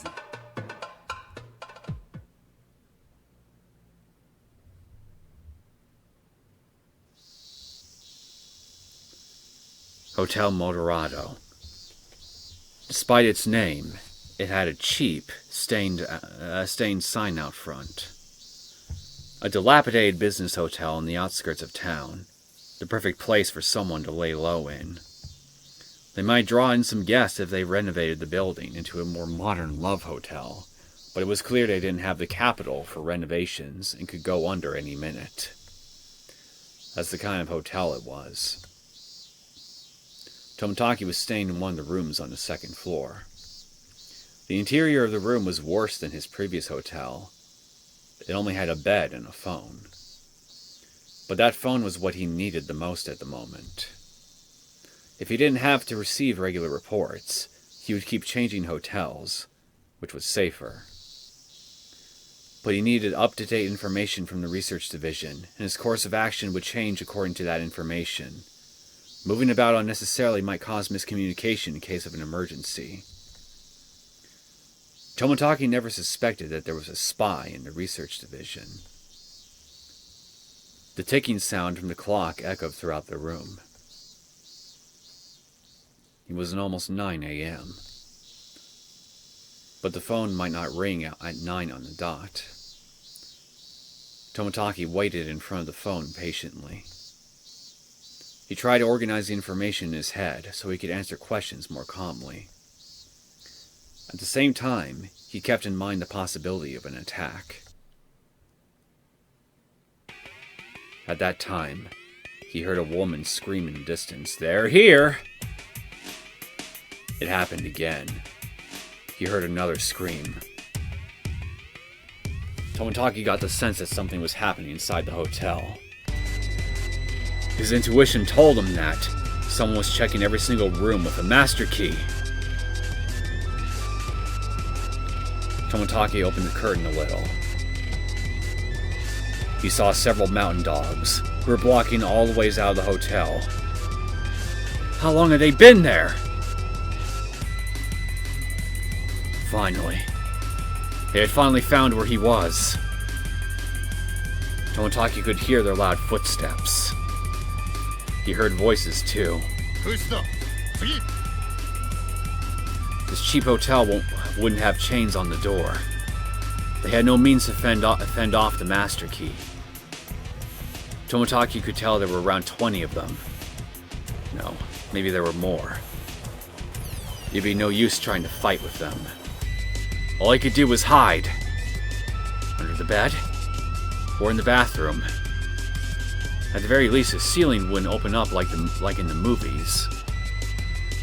Should he jump out the window? No, they'll see you. It was the second floor, after all. It was perfectly possible to survive a jump. They would be expecting that, however. Yet this was right on city grounds. If he was confident in his legs, it wouldn't be impossible to outrun them. Tomitake soon heard footsteps outside his door. This was it. Move, man! He jumped from the window. Go, go, go! Of course, there were mountain dogs on the ground waiting for him. They pointed, and about 6 of them started running after him. Tomitake shot off right from the position he landed in. This took the mountain dogs by surprise. He had started to dash right after he jumped out the second floor window. Tomitake was prepared to do something like that. He'd been trained in case of an emergency, just like this one. ひばり10よりひばり1標的発見追跡中応援求むひばり1より白崎標的は裏通りを西に向かい逃走制圧しろ白鷺了解白鷺234そっちへ行くぞ来たぞやつだ 3 members of the Mountain Dogs jumped out from behind a streetlight and stood in Tomotaki's way. They prepared to stop him, but Tomitaki kept running at full speed. They quickly realized he wasn't running towards them to knock them down. He was trying to run past them. There was no point in them taking a fighting position. They lowered themselves and tried to tackle him simultaneously.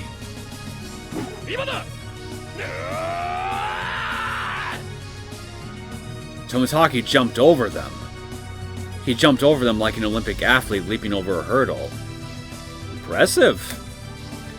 But he wasn't an Olympic athlete, and they weren't hurdles. Tomitaki's heel struck one of the dogs. Ha! The 2 flanking Tomitaki thought they'd seized hold of him. However, as he flew over them easily, they grabbed onto the 2 of their heads.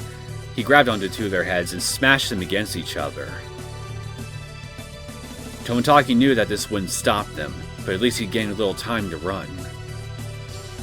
標的西側都市線を突破追跡中バカ野郎何やってんだ白鷺10車両で回り込め2つ先のブロックを左折で9時方向に奴を捉える大丈夫かくそー逃がすなあの野郎なんてバカ力だくそ話が止まらねえ Looks like those muscles of his aren't just for show. Tomitaki saw a van with its door wide open ahead of him. He couldn't stop in time, and it hit the wall. As soon as it stopped, several mountain dogs jumped out of the van.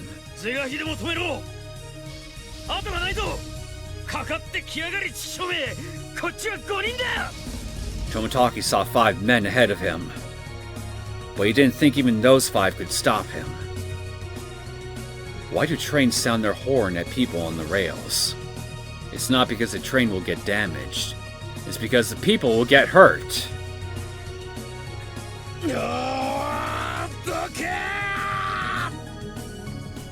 He yelled at them like the horn on a train. He wasn't warning them because they were in his way. He was warning them to move so they didn't get hurt. こっちはこれだけ人数がいるんだ。体重だけ見たって奴の5倍だぞ。それで押しかけてもなお奴を止められないってのか。ありえない。ありえねえ。絶対ここで止めろ。かかれ！Tomitaki didn't grin. After all, trains don't grin. Give me a pen. Give me a can of spray paint. I can fix that.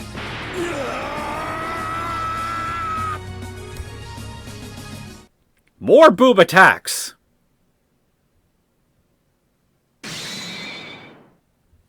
Tomitakeの確保に成功しました。God damn it, Tomitaki! 本当？あっさりだったわね。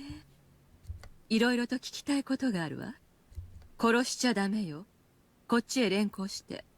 You had one job, man! One job!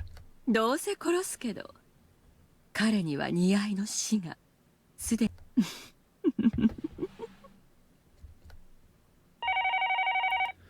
The phone continued to ring inside Tomitaki's empty hotel room. Within 30 minutes, Tomitaki was dragged through the back door of the Erie Institute, wearing a gag and handcuffs. Tomitaki didn't even move, as though he was sedated. The Mountain Dog members had carried him out of the van. Irie saw Tomitaki from his window and came out of his office in a hurry. Takano was already there. You shouldn't be here. They suspect you too, man. The Mountain Dog silently glared at Irie. He realized that he shouldn't have left his room. 二郎さんの姿が見えないと思ったら、なんと末期発症をしていたのですわ。不審に思い、山犬たちに探させていて正解でした。末期発症？富武さんがですか？ Of course, Tomitaki didn't reply. Yuri decided not to say any more. そうですか。You might want to get on the phone. それはとても不幸なことです。すぐに治療薬を投与してください。もちろんですわ。投与の間に合う段階だといいのですが。Yuri already knew. The mountain dogs had tracked him down. Yuri wasn't sure if Tomitaki was able to arrange something with Tokyo. He wasn't even sure if the bloodhounds had been called in. He could guess that Tomitaki didn't have time. If the bloodhounds were called in, the mountain dogs would catch that information. And if that was the case, they would likely drop everything and run. But Tomitaki was captured, and they brought him back to the Institute.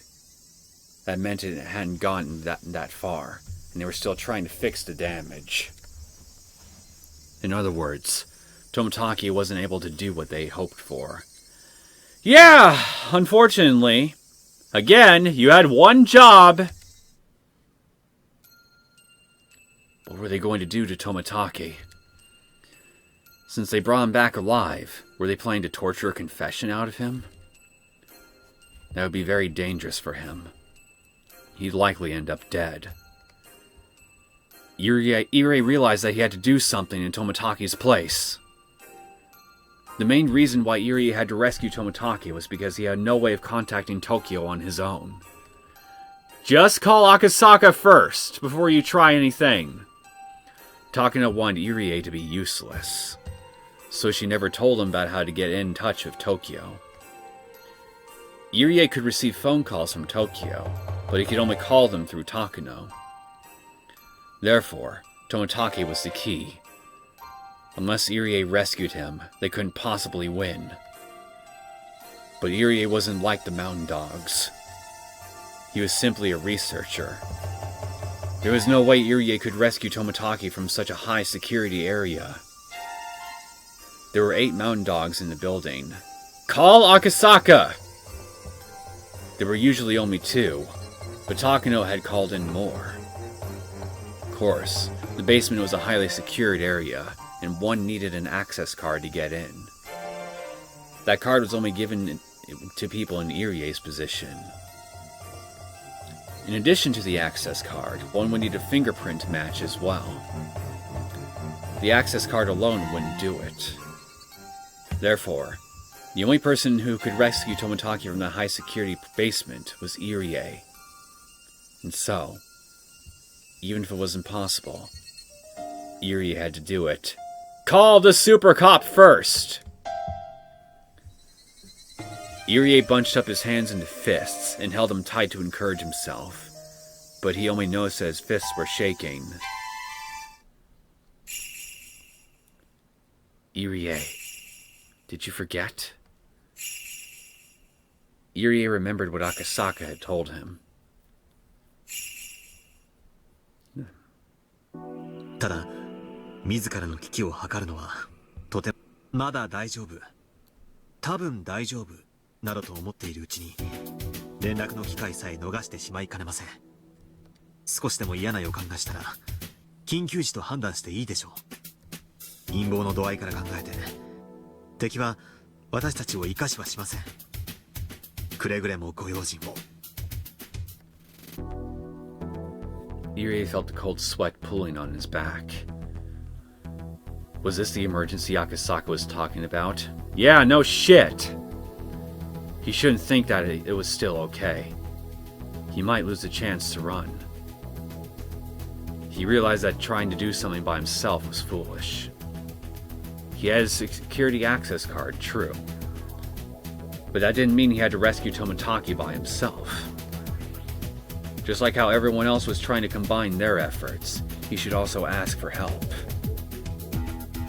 Also, Tomitake was in their hands, which meant that the mountain dogs had realized they were under attack and were preparing to counter. It was very possible that they were suspicious of Irie too. Once they broke into Rika's house, Irie's lies would be exposed. Indeed, this was the emergency Akasaka was talking about. Irie had realized that. He was already in danger. He needed to leave immediately. The Sonozaki residence was their gathering spot in case of an emergency.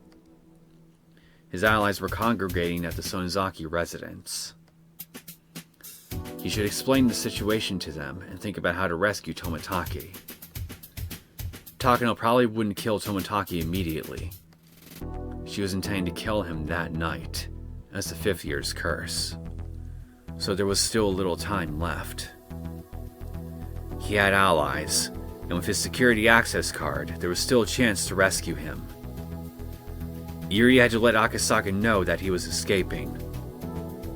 If they became suspicious of Irie, they would check the house, and Akasaka would be in danger too. In other words, it could cause a chain reaction. Irie didn't miss his last chance to escape, but he still had to do his final job. Irie had picked up the phone at his desk, called Rika's home number, and left. It would continue to ring like that, sounding the emergency signal.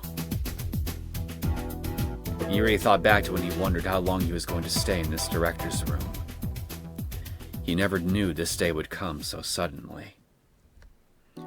He noticed a framed picture of his parents on his desk.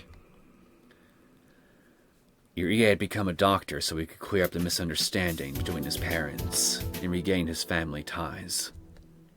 But how did he get involved in something like this?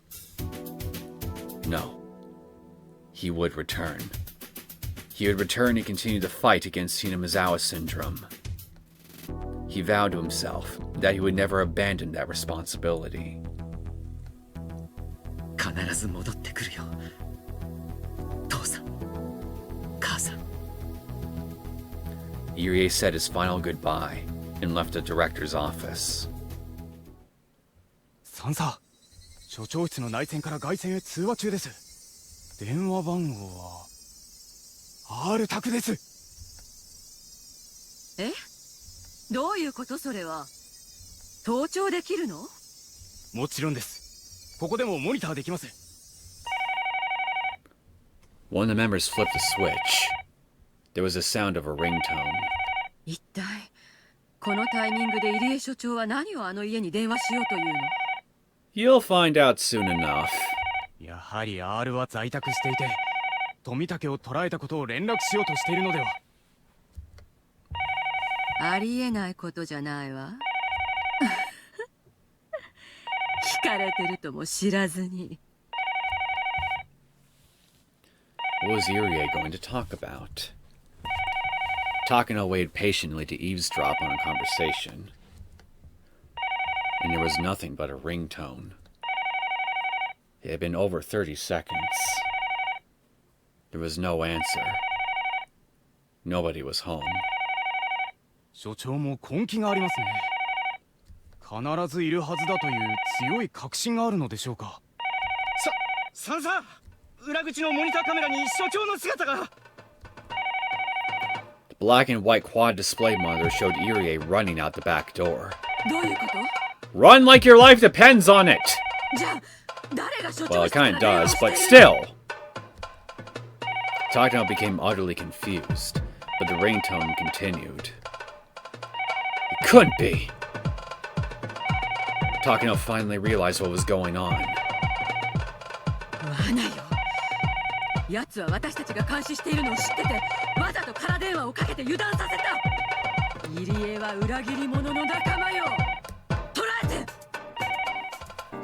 えて。一回保安室。入江所長を制圧せよ。標的は裏口から職員駐車場へ。The two mountain dogs who were playing cards in the security room on the first floor jumped into action. The security room was located next to the back door, so Irie was still within reach. Irie had made a serious mistake. He could have left the clinic during the 30 seconds Takano and her men were listening to the ringtone. When we got to the parking lot, he realized he forgot his car key on his desk in the director's office, so he had to go back and get it. God damn it, Irie, not you too! It was only at this point that he realized he shouldn't have gone back. He should have escaped on foot. But Irie wasn't used to emergencies, unlike Akasaka. It was a typical mistake any normal person who had never gone through anything dangerous would make. Although he made mistakes, he didn't forget to call Akasaka. People usually become extremely clumsy when they're in a rush. All he had to do was turn the key, but he couldn't even do that smoothly. He kept turning the key. And finally, the engine started. Come on, man, move! Irie still thought that he was alright. Even if one of them questioned him, all he had to do would be to say that he was going out to get something. When he released the handbrake with his sweaty left hand, he saw two of the mountain dogs dashing out the back door. As the two of them looked around, Irie's eyes met with one of theirs in the rearview mirror. Step on it! He pointed at Irie's car, and the two of them started running towards it.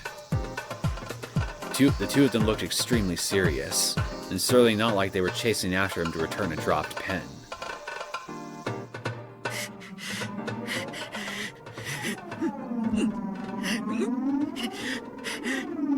Irie's body was soaked with sweat.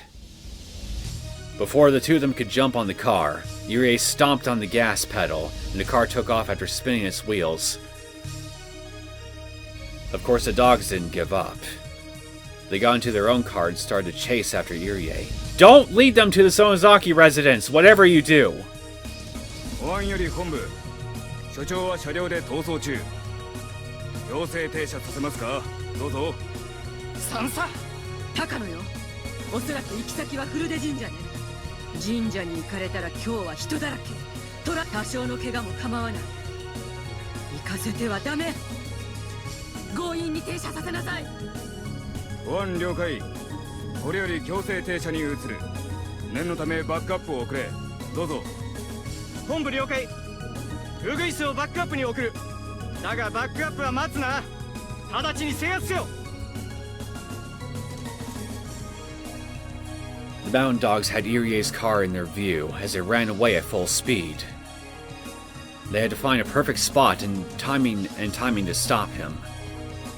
It's not easy to drive a car when you're in a rush. Of course, the more you step on a gas pedal, the more speed you gain. But when you're in a hurry, you can't control the steering wheel well enough to escape quickly. Irie could sense his pursuers in the rearview mirror. See his pursuers, and was completely distracted by that. He was driving carelessly. His driving was so reckless that he could easily get into an accident on his own. As the fear was driving him into confusion, he made a wrong turn. Come on, man! Focus! And that mistake made him even more confused and panicked. 所長、一発で免停だぜ。Although the two guys were ordered to stop him, they were starting to think Irie was going to get into an accident without them doing anything. They'd rather not drag this into a car chase if they didn't have to. 追跡中の保安車両へ。こちら大鳥1、聞こえるか？隊長だ。こちら保安車両。現在追跡中。現在地は5丁目付近林道。詳細な位置は不明。本部要請につき、バックアップに向かってる。到達予定は15分後。こっちは当てにするな。俺だって間に合うわけねえと思ってんだ。Okinogi grumbled. He had to leave Okinomiya in a hurry to respond to Major Princess. But because of the distance, there was no way he could get there in time. Even so, he was still ordered to provide backup. He could have explained, but the princess wouldn't have listened to him anyway. The mountain dogs who were with Okinogi smiled bitterly. 追跡の方角は最悪の場合町の方へ抜けます。そいつは許す。山狩りはしてやる。足を破壊し、そこに人目は？武装は？両脇は深い森林です。人目はなし。武装は保安車両常備の短期間銃が1。 The guy in the passenger seat reclined it and climbed into the back. He lifted one of the seats and took out a black machine gun. This is not good. The paint on one corner was coming off, and the shiny silver metal was exposed. It was a machine gun, but it didn't look as powerful as an ordinary one. However, once the dog extended the shoulder stock and set in place, the weapon looked far more vicious. 保安常備は MP5。 Ooh, an MP5. A5。SD3。 The man in the back seat looked at the uniquely shaped gun barrel. It was thick and long. SD3 です。サイレンサー付き。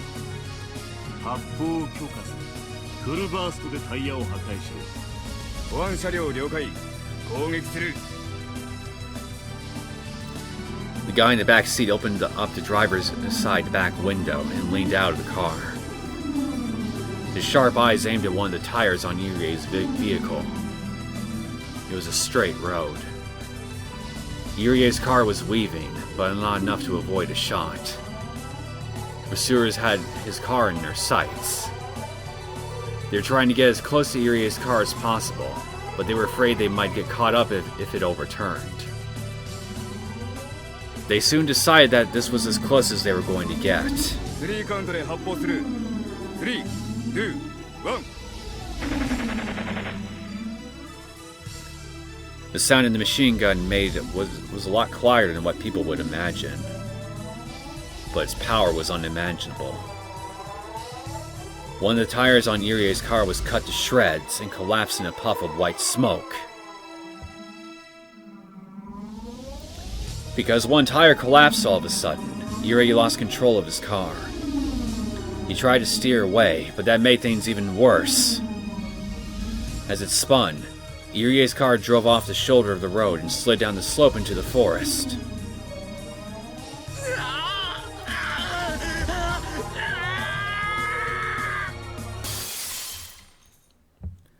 The sound of trees breaking and the car being battered from every direction disappeared down the slope. The pursuers stopped their car and looked down after it, but the plants were growing so high it was impossible to check from there. 攻撃成功。標的車両は斜面を転落。死亡の可能性もあり。これより徒歩で追跡。大鳥湾了解。ウグイスが周囲を探し回ってるぞ。運が良ければ合流するだろう。こっちは相変わらず間に合わん。お前らが頼りだ。頼むぞ。了解。更新を終わる。行くぞ。 The mountain dogs left their car and headed into the woods without hesitation. Doc, get out of the car and run!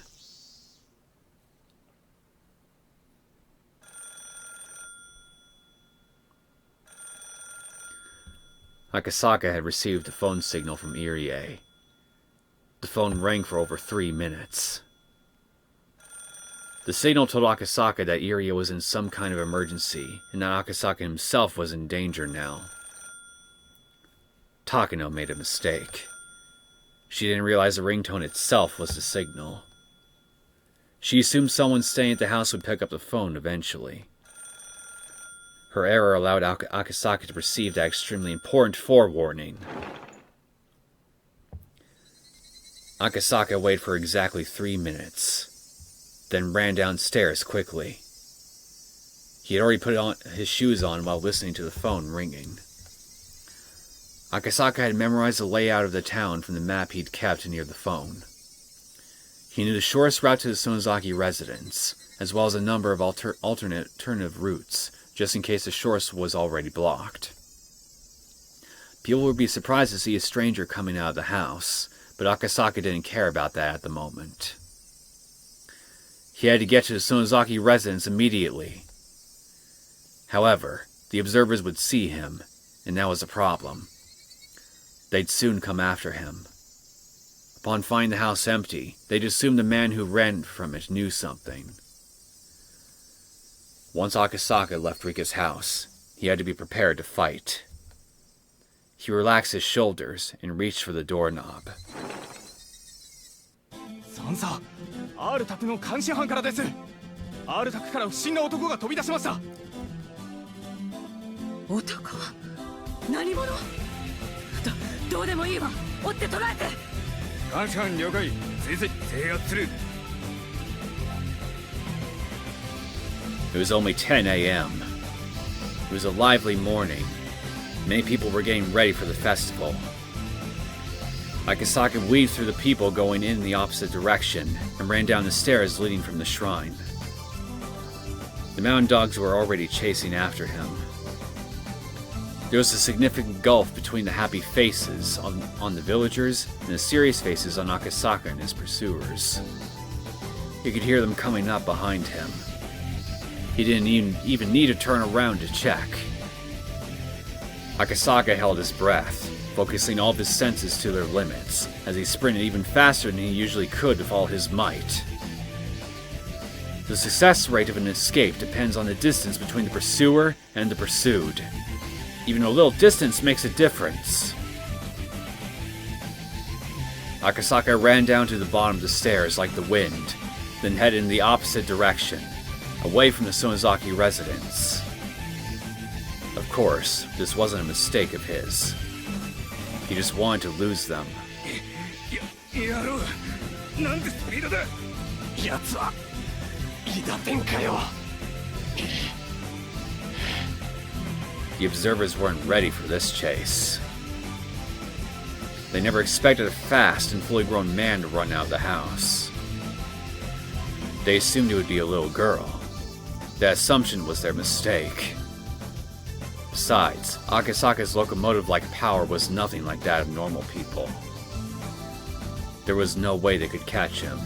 Akasaka is a goddamn good locomotive. The mountain dogs fell for Akasaka's trick. They called HQ, told him that he was headed in the opposite direction, and followed him that way. Akasaka was confident that he could have them completely confused if he had a little more time. Not only that, he could have attacked them individually. Were there 3 pursuers? No, there were probably 4 of them. His mind, body, and skills were all in top condition, so it should be possible for him. Usually overrating oneself is dangerous, but Akasaka was above such an immature level. Resisting violently at a place other than his destination might prompt them to waste manpower and time. But Akasaka wasn't sure of the real meaning of Irie's phone signal. They were at a severe level of emergency. Akasaka had no time to waste, so he had to get to the Sonozaki residence. As Akasaka ran as fast as he could, he tried to think about the situation calmly. Could he attack them first and then head to the Sonozaki residence? The pursuers were scattered about and running out of breath. It would not be easy to fight 4 men at the same time, but it would be different to take them one-on-one. When Akasaka decided he had a high chance of winning, he took a deep breath and made a U-turn around the streetlight. The mountain dogs were surprised to see that the man who was running away from them was now running towards them. They prepared themselves to fight. But before Akasaka even reached them, he already had everything all planned out in his head. He had calculated how many blows would be required to take them all out. But his calculations were wrong. Without even needing a second blow, the first pursuer dropped after one of Akasaka's legendary armor-piercing punches connected to his face. And while the first was still in the air, his second armor-piercing punch took out the second pursuer. They're really liking this little zoom-in effect here. Even the trees are giving me a booby attack. there was a chorus of cicadas, which woke Irie up. He needed a little time to realize what just happened. His seatbelt had saved him from serious injury. However, it was sheer luck that the metal parts of his seatbelt didn't get tangled, and that the door didn't become warped. He was on the bottom of the slope, near a different forest road. Irie endured the pain and removed his seatbelt. He got out of his car soon after. He heard someone walking towards him through the bushes. A pursuer. He couldn't get caught just yet. If he was captured, it would be impossible to rescue Tomitake. Not only that, nobody would ever know that Tomitake was captured in the basement of the clinic. Even though Irie knew he was helpless, he couldn't falter here. The only thing he could do was resist them, and run for as long as he could. But as soon as he started to run, Irie realized it. He had no strength. His legs were shaking and he couldn't even see straight. Fuck! He'd only been stepping on the gas pedal, but his lungs were about to explode, and his brain was lacking in oxygen. It had to be that certain type of exhaustion that came immediately after hyperarousal. Irie understood that intellectually, but he still couldn't get his body moving. He tried to run, albeit in a wobbly way. He heard a noise coming down the slope behind him. This was it. But Irie still tried to run as far as he could. Fuck!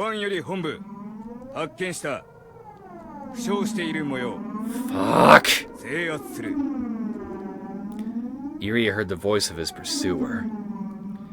Shit, he thought. What can I do? I have to run. I have to!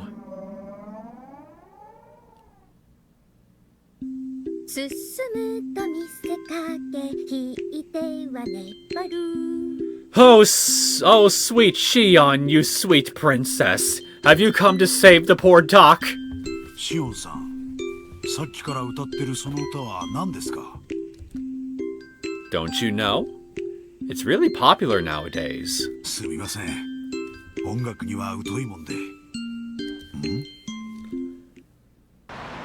There was a wrecked car ahead. White smoke was still visible, so the accident must have just happened. Kasai slowed down. どうしたの？やっちゃったですね。ってあれ監督じゃない？ Save him! Their car stopped. The sound of the brakes startled Irie, and he fell on his behind. Irie was obviously the one who had been in the accident. ハロー、監督。まさかあれ監督の車ですか？シオンさん。 Oh, wait a minute. He was just hallucinating Kasai as a mountain dog or something? 大丈夫ですか、入江先生? Well, fucker. Had me scared there for a second. すぐ医者へ行かれた方がいい。 I am a doctor! Get me a mirror. I'll see myself. 監督を診療所に連れてって監督が自分で診察するわけですね。 I don't need a clinic, just a reflection. さあ、立てますか。診療所までお連れしましょう。診療所は困ります。園崎家に行かな。監督？ちょっとどういうことよ。まずいんじゃない？ Kasai looked at Irie's car, then looked around the area. Then he whispered to Shion. シオンさん、訳ありのようです。 Astute observation. Now get out of here. どうしたの？入江先生の車に弾痕が。しかも拳銃とは思えません。マジ？そっち持って。ひとまず本家に連れて行こう。 The two of them loaded Irie into the back seat, got in the car, and left in a hurry. 督に話を聞かないと状況がわかんないですね。診療所は困る。どういうことだろう。診療所の何者かに追われたと見るのが今は妥当でしょうが、話を聞くまで分かりません。ただ相当のヤバいことに巻き込まれたのは間違いないようです。あれ、どこ行くの？ Shion was confused as to why Kasai suddenly made a wrong turn. 敵は先生のタイヤを狙ってました。生かして捕らえるつもりです。私たちのすぐ近くにってことは追ってきてる？後方に遮影なし。この地形じゃ密着尾行以外は不可能でしょう。念のためです。もう一度だけ左折したら本家へ直行します。申し訳ありませんが、シオンさんは後方監視をお願いします。了解です。保安より本部、標的は民間車両に拾われた模様。車両ナンバーと車種を送る。本部了解。捜索中のウグイスは民間車両に標的を変更。至急捜索せよ。入江所長は極力生きたままで確保。接触民間人も制圧せよ。ただし生死は問わない。大丈夫なの？すぐに見つかるの？ご安心を。所長の白衣には発信機が。 God damn it. That is not good. We're just gonna end up leading them right to the damn house. ウグイスの応援車両には測定器が積まれていますので、三角測定法で位置を検知できます。Irie was lying in the back seat, wearing his white coat. There was a device on his collar. The security department put it there just in case. So no matter how hard Shion tried to look for anyone following them, the enemy already knew exactly where they were. ウグイス3、標的車水車小屋の前を小道に入った。 There was a map of Hinamizawa on the table in the security room. The path by the watermill led to a certain private property. It belonged to the Sonozaki family, and the Sonozaki residence was the only building on it. Sansa!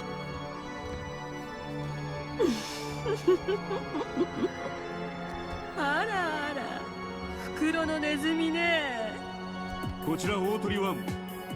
ウグイス、まだ突入するな。もうじき大鳥が合流する。合流してから一度に突入するぞ。ウグイス1了解。このギ、ウグイスにさっさと突入させないと相手に無駄な時間を与えるわよ。感度あるし。How convenient for me. 誰も私の言うことなんか聞かないんだから。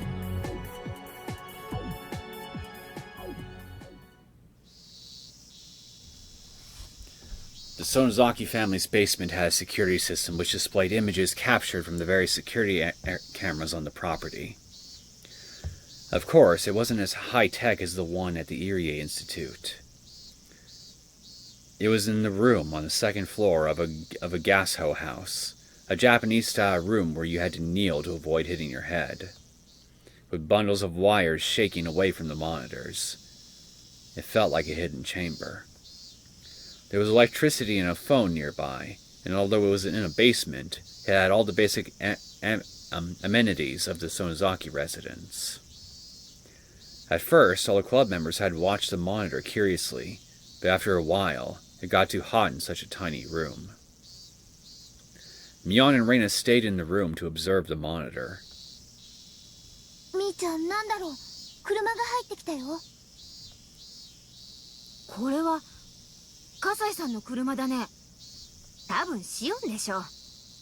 今日の祭りに合わせて遊びに来たってことだろうね。たく、なんでこんな日に。空気の読めないやつ。 Their granny had been at the shrine since the early morning, so there was nobody upstairs to answer the door. And if Mion didn't answer it, Shion would think that nobody was home. Mion wondered if she should tell Shion what was going on. Yes! Shion could be helpful sometimes. Kasai's car stopped in front of the gate. Someone was getting out of it. あれ？みーちゃん、あれ監督だよ。え？ They saw Shion and the Kasai holding Irie on the monitor. Obviously something serious had happened. 行ってみよう。レナにケイちゃん、一緒に来て。サトコたちはここでモニターの監視。リカちゃんは表に出ちゃダメだよ。羽生はそれでも出てかないようリカちゃんの監視。お任せですわ。なのです。ひどいのです。 Yeah, well, just be a good girl and obey instructions. Maybe Okanogi had made the right decision. If he had let Nightingale go in as Takano had ordered, it would have been on the monitor. But Okanogi ordered them to stand by until another unit arrived, so they waited. So Mion didn't notice that the enemy was about to attack. By this time, there were many vehicles belonging to the Mountain Dogs parked by the windmill. Okanogi and Phoenix 1 had joined with Nightingale, and they were getting ready to head in. However, it had been a good idea to leave Satoko to watch the monitor. And if Mion hadn't gone out, Irie would have been killed. Mion didn't know yet, but Irie was their only hope of rescuing Tomitaki. So as a result, entirely by circumstance, they did everything correctly. おねえ、もう神社の方かな。シオン、お姉たちどっから来てんですか。さては地下にいましたね。あそこで遊んでるって鬼ババに言いつけますよ。 Shop and get in here. そんなことはどうでもいい。監督は監督。まさかやられたのか。 No, I'm dead. 本当はお姉たちも訳ありのようですね。 Understatement. 何が起こってるんです？ Too much. しーちゃん、話すからよく聞いて。実はね。 Talk later. Get in the basement. 監督、何があったんですか。すみません。富武さんが山犬に捕まりました。診療所の地下区画に囚われているようです。私は逃げる時に奴らに追われて事故を起こしてしまい。Irie explained everything he could while enduring the pain. Everyone was happy to see him safe, but Mion's expression quickly grew stern. Then she asked Shion a question. 追われてる。尾行はなかったよ。とにかく中へ。良くない雲行きです。 I'd listened to that feeling. They heard the sound of a car approaching. And it wasn't alone. Who could it be at this time of day? It was a waste of precious seconds to even think that.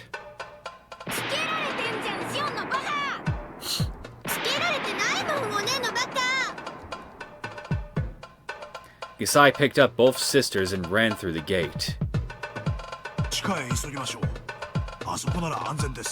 Not for long.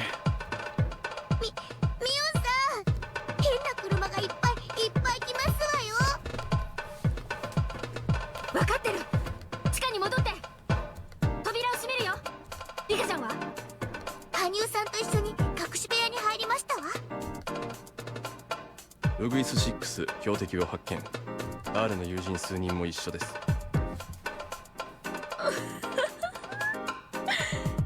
間違いないわ。あ、そうよね。ジローさん。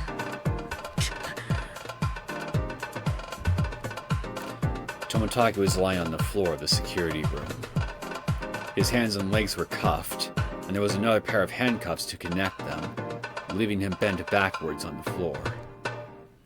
He couldn't get up or even turn around. Takano laughed and poked Tomitaki's side with the toe of her shoe.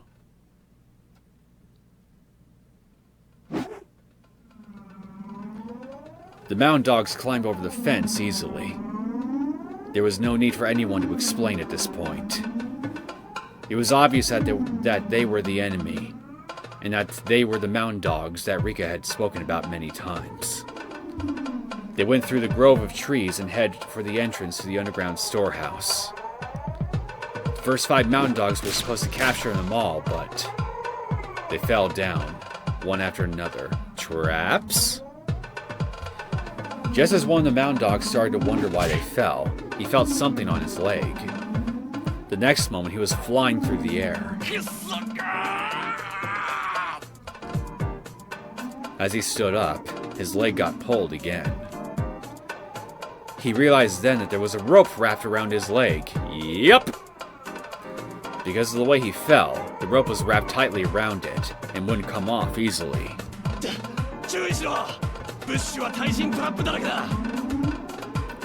Satoko had set up lots of traps in the bushes. After all, she wouldn't just sit around all day on an empty property. The club members headed into the underground storehouse one after another. The mountain dogs couldn't do anything, although they did see them.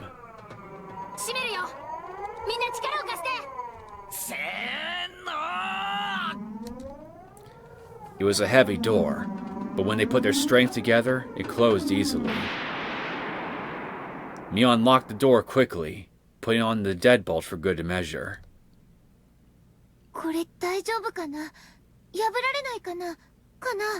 They will, which is why we gotta move. テレビには5台、6台、いえ、もっと映ってたかもしれませんわ。全部ワゴン車で、中には変な男たちがいっぱい。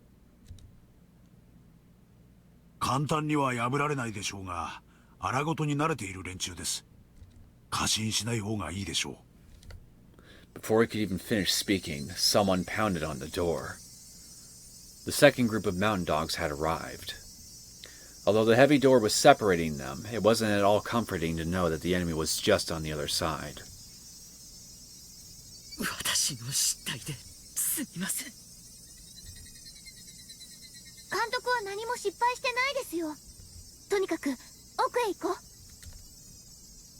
う。そうだな。監視カメラの様子で敵の人数を探ろうぜ。ああ、はいはい。私はのけ者で事情もわからずいきなりクライマックスですよ。はい。Just get in the group and speak. あ、もう。あんたには5分時間ができたら全部説明するから。ウグイス1より大鳥1。標的は防空壕のようなところへ逃げ込んだ。扉は鋼鉄製、突破できない。大鳥1了解。この園崎家ってやつはとんでもない金持ちだな。敷地が広すぎて包囲は不可能だ。包囲は断念。俺たちウグイスはその辺の倒木を探せ。大筒にして扉をぶち破る。大鳥7より大鳥1。インドア用のプラ爆があります。Of course you do. 準備しますか。Plastic explosives are explosives for military use. There are various different kinds, but he was talking about the type specially made to break down doors. Okinogi momentarily thought it was a good idea, but changed his mind right away. This was a small village. If there was an explosion, everybody would hear. It was daytime, and they were on the surface. It was the worst time and place for the mountain dogs to do their job. さすがに爆破は無理だな。ああ？いや待て。今何時だ？もうじき10時です。使えるぞ。I don't think I'm gonna like this. 大鳥7、やるぞ。新刊を準備しろ。は？隊長、どうして10時だと爆破が可能なんですか？ Okinogi's mind was working sharper than ever. He was sure that this would work. Let me guess. Something particularly loud over in the rest of the village is going on right now, right?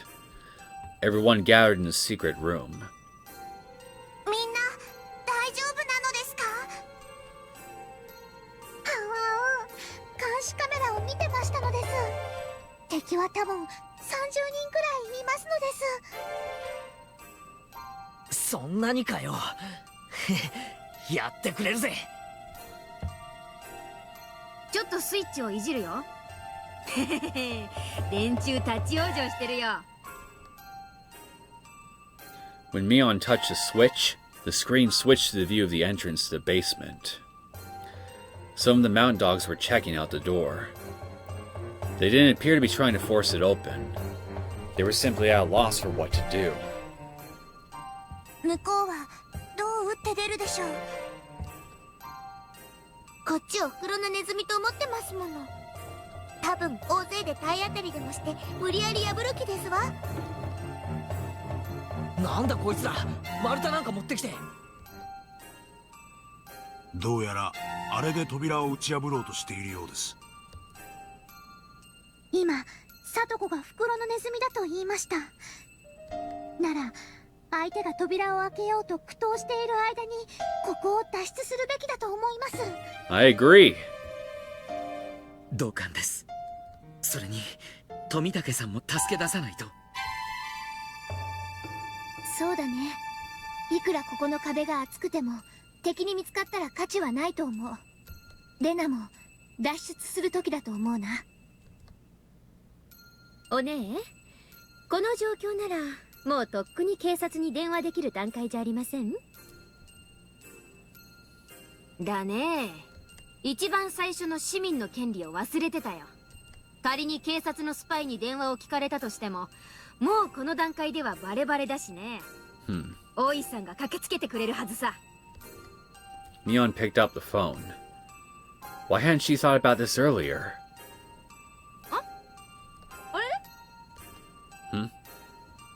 どうした？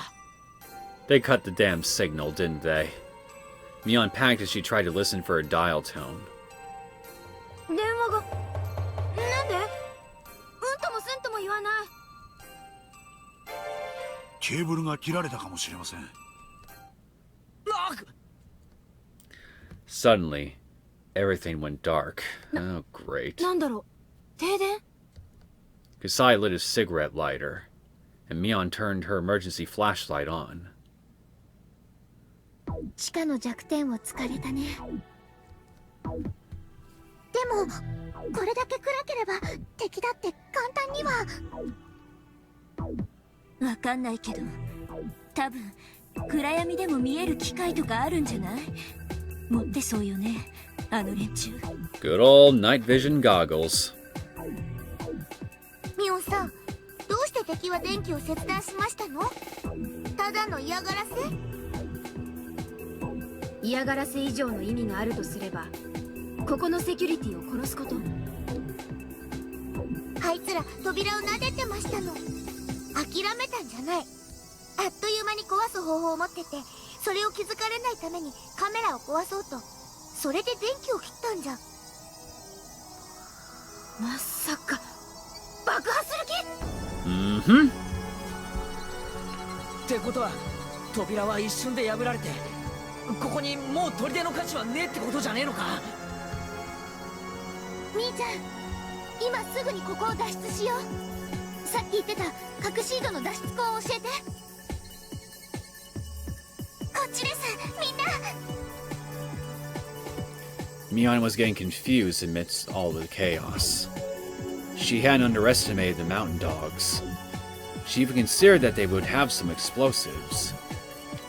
But she didn't think they would use them in Hinamizawa in broad daylight. Somebody will hear the explosion! Is there even such a thing as a silent explosive? 荒っぽい連中なんだろう。多少の危険は顧みないのかもしれないぜ。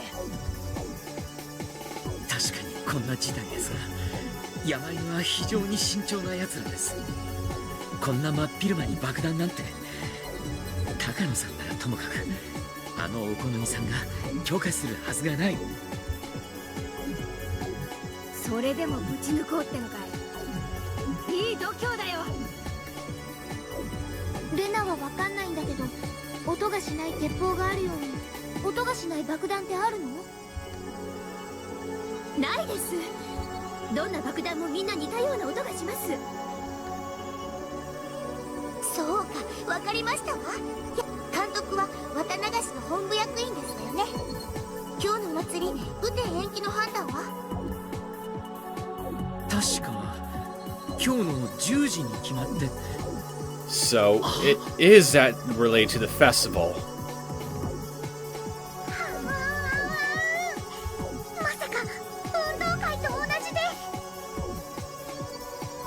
を隠すには森ってことね。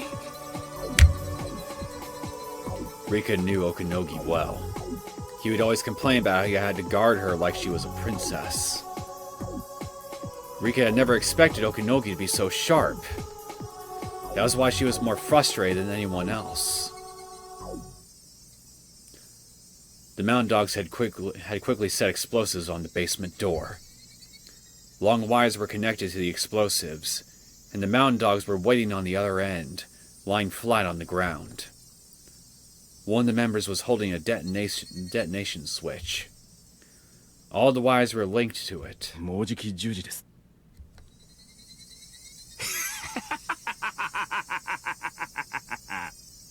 今朝連中に先生を撃たれた時はよ、よりによって今日かよと思ったよ。だが今は今日で助かったぜって思ってるぜ。Okinogi had realized that he could use the festival effectively. He was going to make sure his enemies got what they deserved. On the morning of a village event, they used fireworks to let everyone know that an event was going to take place that day. This method is often used for track and field days at schools. Since Watanagashi starts in the morning, the fireworks go up at 10 a.m. The fireworks, of course, make loud explosive noises. Since Hinamizawa is located in a ravine, the sound echoes, making it hard to figure out where it's coming from. And now is an advantage for the mountain dogs. A loud noise and a shock shook the ground like an earthquake. The explosion must have warped support beams everywhere. There was a discomforting squeaky noise, and dust fell from the ceiling. It certainly was powerful. The explosion must have blown the door wide open. An explosion that took place without anyone noticing it.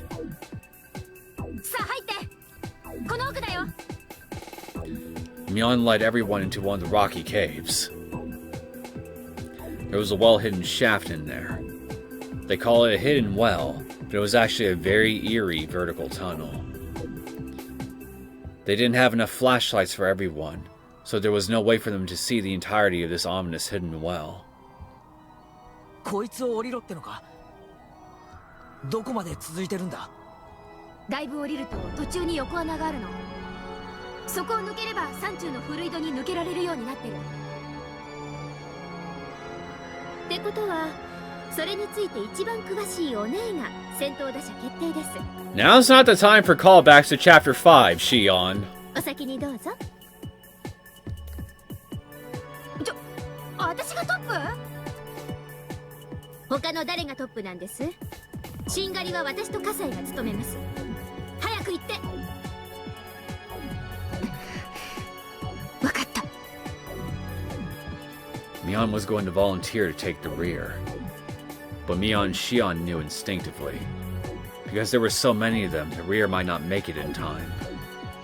Unlike the iron door at the entrance, once the enemies were inside, all they'd have to do was go through the inner doors, which were easily breakable. The route was basically a straight line. They probably won't get lost on their way. That's why Shion took the rear guard position before Mion did. After all, she was actually the older sister. Shion wanted to protect her younger sister, who was playing the older sister in this real emergency. Mion intuitively knew what Shion was thinking. Mion understood well the relationship between her sister and herself. She wasn't the only one who felt guilty for taking the older sister's position. Shion felt guilty for making Mion take on the responsibility the family had. And here, finally, was a chance for Shion to atone. Mion-san, 武器庫の鍵を今は開けるべき時です。Mion silently threw over the key. Kasai and Shion took it and ran deep into the rock tunnel. みんな聞いて。横穴まではだいたい30メートルちょっと。落ちたら底なしだよ。しかも真っ暗なんだからね。慎重に降りて。待機してる人はちゃんとはしごを照らしてあげること。一度にせいぜい1人か2人しか降りられないね。私が先陣を切る。照らしてて。ミオンさん、気をつけて。照らす人も落ちないように。If the lights were on, they could have gone down quickly. There were actually a few light bulbs inside the well. Of course, Mion had already checked them. It was now certain that the enemy had cut the power to the basement. It was extremely dangerous to go down this well, with just a little light from the flashlights. As one went down, there had to be people lighting up the way. Mion was right. She realized as she went down herself that it was almost impossible to go down the ladder without the weak light from the flashlights. The lights didn't reach all the way down. In the darkness, her feet suddenly became unsteady. Every step she took made her more nervous. It was about 30 meters to the horizontal tunnel. That's quite deep enough already. But the hidden well went deeper than that. If Mion fell, she wouldn't just injure herself. Hasn't it been 30 meters yet, she thought? She couldn't even remember exactly how long 30 meters was. Has she missed a horizontal tunnel already? At the time, she felt a cool breeze on her body. She could sense a huge hole nearby, so she took out a flashlight to light the surrounding area. She saw the black tunnel yawning before her.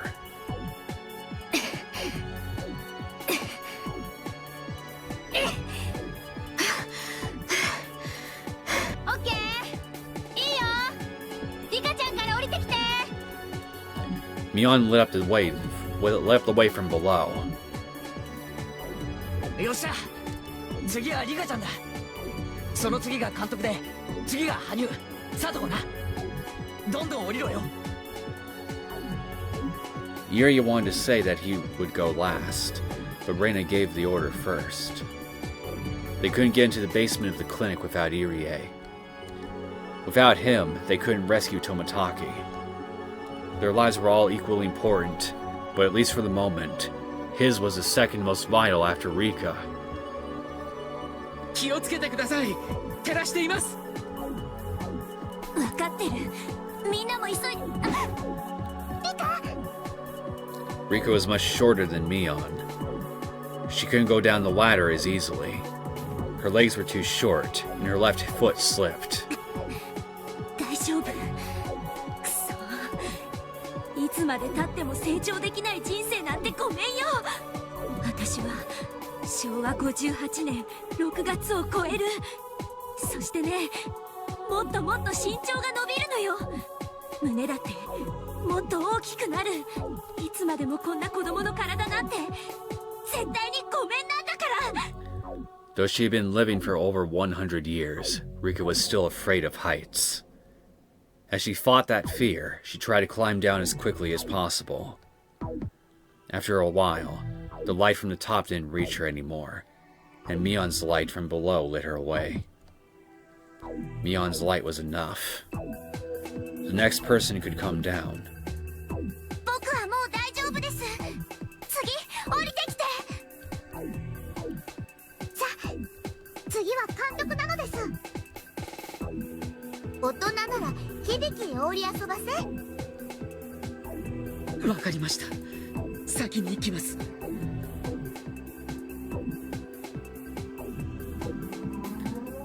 The mountain dogs moved forward carefully, wearing special goggles so they could see in the dark. The one front noticed Toko's trap and stopped the rest of the men. ウグイス7よりウグイス1へワイヤー感応のトラップを発見。突入は慎重を要す。ウグイス1了解。大鳥1トラップの痕跡少なからず。通電を検討されては。バカ野郎、そんなことしたら連中が逃げやすくなっちまうじゃねえか。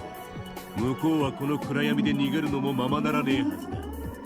俺たちに有利なフィールドを最大限に使う。この暗闇で追い詰めて捕らえる。これほどのでかい号だ。別に出口がきっとある。連中は隠れたりしないぞ。必ずそこから逃れようとする。突入班に火器と砲弾炮スタングレネードを与えろ。園崎家っていやヤクザの大御所だ。密輸拳銃くらいの反撃は想定しろよ。ってことはそのワイヤートラップのプライモア程度には注意しろってことだ。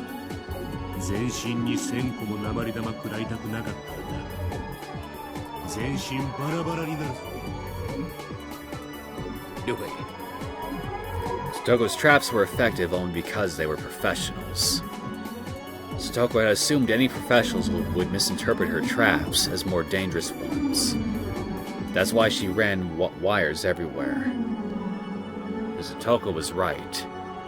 Although the Mound Dogs were successful at breaking down the iron door, they hadn't even reached the torture room. However, the huge cave system within the hidden well was just on the other side of the door to the torture room. It was just a matter of time before the enemy caught them. よっしゃ、次はレナだ。ケイチ君も急いでね。ケイちゃん、どんな感じですか？ああ、今レナが降りてる。割とキリキリ降りられるみたいだぞ。はいはい、焦って落ちないようにね。その井戸、歴代園崎家に逆らった連中の死体を捨てるのに使ったって噂もある底なしの井戸だそうですから。 Save the trivia for later, please. シオン、お前なんだよ、その持ってるの。Shion returned with a big machine gun in her hands. Oh, yes. Much better than your stun gun. What the heck, Keiichi thought? It's one of those machine guns they use in war movies. Its defining characteristic was the way the magazine is bent forward. What is it called again? Kasaya had one in his hands, too. He appeared to be used to handling machine guns. It almost didn't look real. But it seemed like a natural fit for this surreal world only lit by flashlights. Keiichi felt like the odd one out here, since he didn't know how to use a gun. Shion and Kasai hid on the opposite sides of the cave so they could see the entrance to the torture room. Not only Kasai, but Shion also seemed to be used to doing things like that. シオン、その役は俺がやる。だから次はシオンが降りろ。ケイちゃんの男のプライド、サンキューです。でもケイちゃんにカラシニコフの説明をするより、ケイちゃんの番になったらキリキリ降りてくれる方がロスタイムは少ないです。気にしないで。いい女は死なないから。I'll hold you to that. As Shion winked at Keiichi, they heard the door being knocked down nearby. Immediately, Shion and Kasai's looks turned stern, and they took cover behind the rocks, aiming their guns into the darkness. The enemies had entered the torture room. There was a flashlight next to the door. Kasai had left it there. The Mound Dogs seemed to be able to see in the darkness, even though they couldn't. So it was an improvised solution.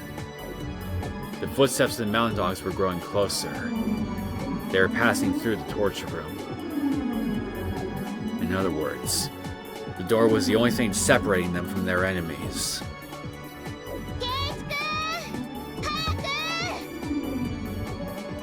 Shion, お前が先に降りろ。シオンさんで、ケイちゃんに譲って私だけ生き残ったら、私はお姉に一生恨まれますって。私の思い人はもういないけど、お姉にはいるもん。は？お前、この忙しい時に何の？死ぬ気はないけど、シオンに伝えて。私たち、また次の時も双子がいいね。行け！Shion yelled, telling Keiichi to move on. He didn't understand why Shion had to tell Shion, but she asked him, so he had to convey that message. Otherwise, if something terrible really happened, Shion's message would never reach Mion. An explosion shook the air. Don't die. Something was thrown in from the torture room. The explosion from that and the noise from Kasai's machine gun sounded at the same time. The clamor echoed in the cave. All I can do is those violent flashes of light burn to the series of images into my eyes. To shed tears over my own intolerable powerlessness. And climb down the ladder. Mion quickly screamed from below. I descended and screamed up to the top too. ウグイス1、攻撃を受けた。敵は隠し部屋奥の大空洞内で阻止線を展開。マズルフラッシュは2、おそらく AK だ。集団がうまいぞ、プロだ。大鳥1、指示を行う。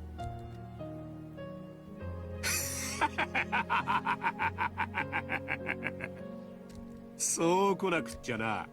相手はプロだぞ。キリングハウスの卒業生以外は突入するな。ウグイス1、2、大鳥7、8と火器はいくつある？ MP5 が4、各種グレネード多数。防弾盾は突撃銃には信用できない。ボックス入ってすぐ脇に発光した懐中電灯が落ちている。おそらく向こうは暗視装備がないものと推定。ウグイス1だ。突入は俺たちでやる。合図と同時にスタングレネードを放り込み、突入3回。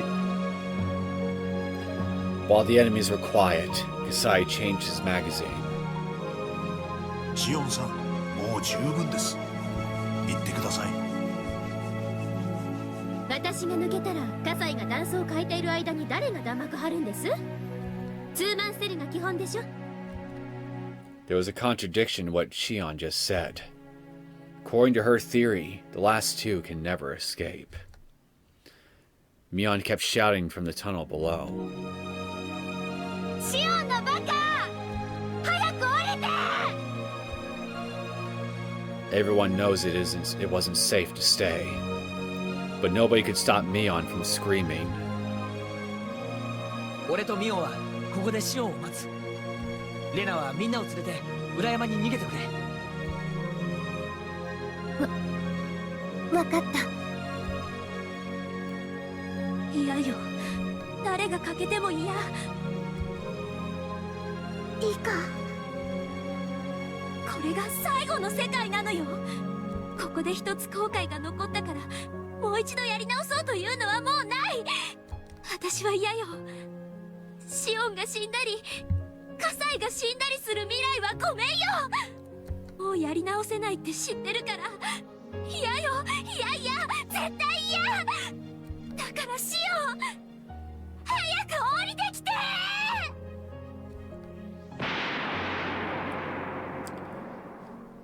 As they looked up to the top of the well, they saw a violent flash and heard a roar.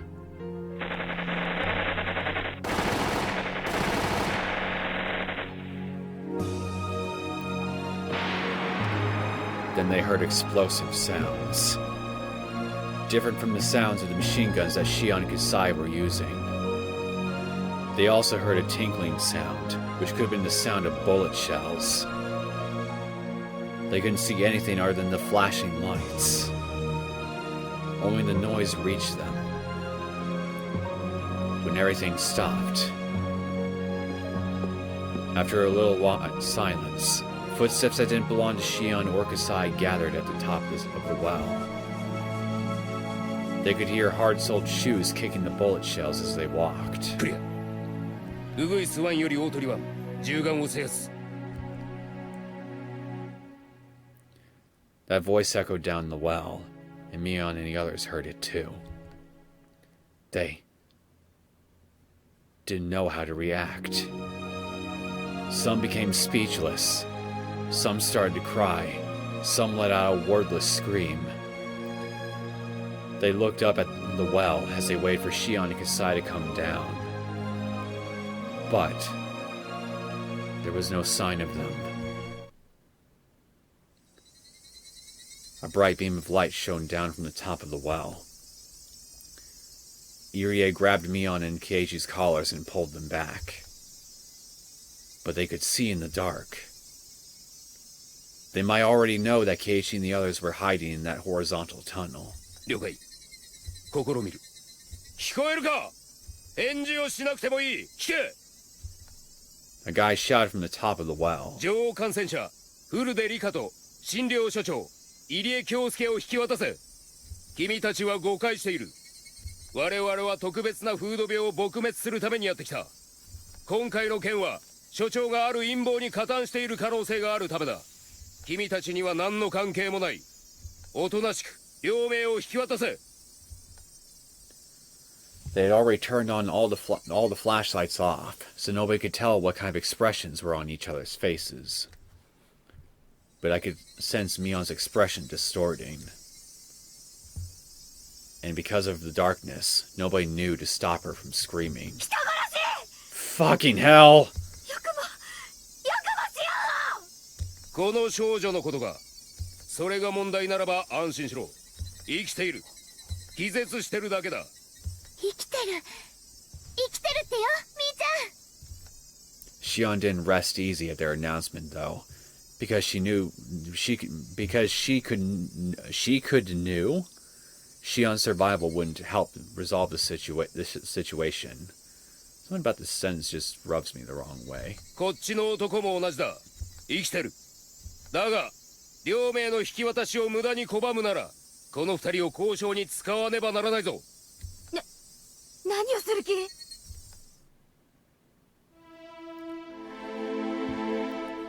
As Mion looked up to the top of the well in the dark, it suddenly became very bright as she saw something unbelievable. Shion was unconscious, and one of the men was holding her.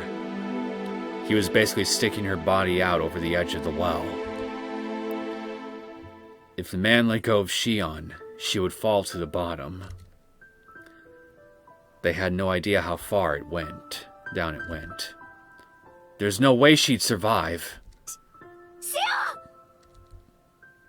Shion didn't reply, but she moved just a little bit. Shion was alive, at least for the moment. はったりだ。落とすわけね。 Oh yes, they will. 何を根拠に言ってんの？人質ってのはね、2人以上いる時に限りいくらでも殺せるんだよ。上にはシオンと葛西さんがいる。奴はシオンを突き落としてもう一度こっちに同じ選択を迫れるんだよ。はったりなんかで言ってるんじゃないんだよ。 Mion lashed out furiously at Keiichi. He regretted saying what he just did. 考える時間が必要なら与える。ただし、60秒経過したら最初の人質を突き落とす。よく考えて素早く決断しろ。どうしよう。 Don't give in! Run! Mion was half crazed with fear and panic. 敵の狙いは私です。リカさんはすでに脱出に成功したということにして、私だけが行きましょう。Don't! They'll just kill you all anyway! それで多分許してもらえるはずです。 That plan sounded like the best idea for minimizing damage, but Reina quietly spoke up. ダメ。シーちゃんたちがレナたちの逃げ出す時間を稼いでくれたんだもん。監督が言ったら何のためにシーちゃんたちが頑張ってくれたか。 Exactly. 分かんなくなっちゃう。 Move! じゃあ何？シオンにしないって言うの？レナ、あんたシオンが死んでもいいって言うの？あんたね、シオンは！やめてくださいまし、ミオンさん。私だって胸が張り裂けそうなんですのよ。だってシオンさんは私のネーネーなのに。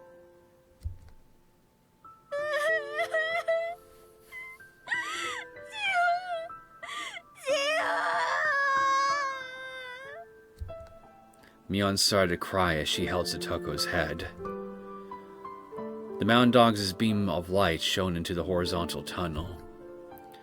Their eyes had grown used to the darkness, so even with a little light they could sort of see one another. But so what? This was a desperate situation, and Mion Satoko continued to cry. Reina bit her lower lip, trying to hold her feelings in. Irie simply looked down. And as for Rika and Hanyu, they were restless. Akasaka! If you're gonna show up here, now would be a very good time for you to do so. 僕にもどうすればいいかわかりませんです。あんた神様でしょ。なんとかしてよ、なんとかしてよ。神通力とかで敵をやっつけてシオンを助けてよ。奇跡でも起こらなきゃ救えない。なら起こしてよ。神様のあなたが起こしてよ。 Slap. They all heard a strange sound. That better be the sound of Akasaka pimp slapping one of these bitches. Everyone was surprised to see what caused it. Hanyu just slapped Rika in the face. God damn it, Hanyu! Oh, hello. That's a scary expression. 聞きなさい。Hanyu。私たちは共にあまたの世界を渡り、ある時はあなたが教えられ、ある時は私が教えられ、いくつもの大切なことを学び、ようやくこの世界で最も大切なことを学び取りました。私たちが求めてやまず、そしてようやく得たもの、それが何かわかりますか？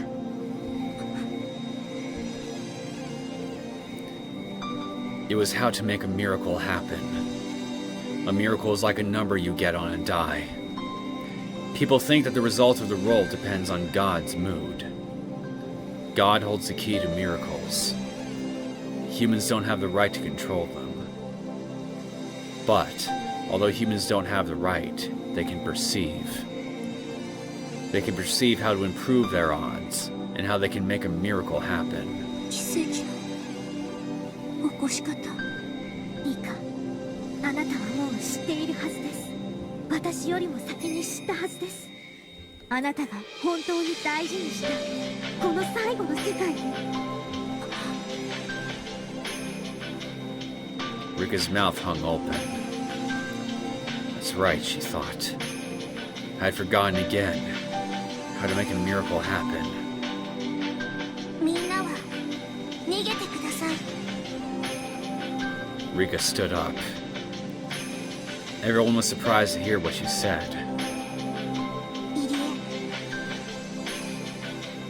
江、みんなを頼みますです。高野、入江も僕も殺すでしょうが、僕のだから多分しばらくは殺されないでしょう。冗談じゃねえ。でも必ず殺されるってことじゃねえか。 僕が出ていかなければ、なら僕が捕まっても僕が殺されるまでの時間はきっと反撃のチャンスにもなりますです。リカちゃん。 I really don't like this, but honestly, I can't think of a better solution right now. 考えてみたらとっても簡単なことだったのです。 As she spoke, Rika stepped out of the horizontal tunnel and reached the ladder.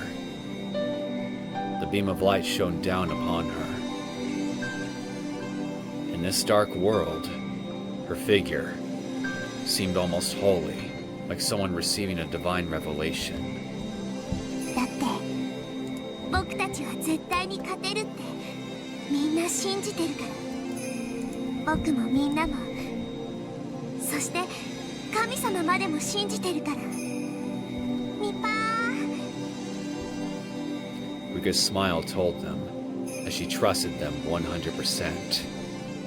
She believed someone would come rescue her before she got killed. That was why she didn't mind letting the enemy capture her. If it would save Shion and Kasai's lives, then it was nothing. 今上がります。シンを引っ込めるのですよ。 The mountain dogs pulled Shion's body away from the edge of the well. 僕の仲間に指一本触れてみろ。舌を噛んで死んでやりますです。高野、自分の手で僕を殺したがってますから。お前たちは困ったことになりますですよ。分かった。上がってこい。僕の仲間をこのまま見逃すのです。どうせお前たちの計画で。その条件は飲めない。命は保証するが拘束する。じゃあお気の毒さようなら。舌を噛むよりここで手を離した方が早いわね。この底は深いわよ。私の死体が出てこないと、それもまたお前たちが計画に困るんじゃない。She's got you there. As long as they captured Rika, the mountain dogs didn't really care about the others.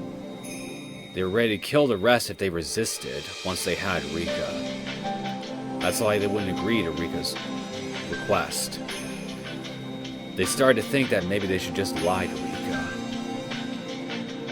But that was when they heard something. Hanyu started to speak in a clear voice. It was a voice with a very mysterious tone. It sounded like it was coming from below the surface of the earth, but it also sounded like it was coming from heaven. Hanyu spoke. この私が取引に応じると言っている。ぐずぐず言わずに言う通りにせえ、ゲロ。フルで理科は上がる。それに対し求めた小さな約束を履行せよ。天は自ら与えるものに与えることはない。人の身に過ぎた考えは不要。身に過ぎた偽りの罪に身の程を知れ。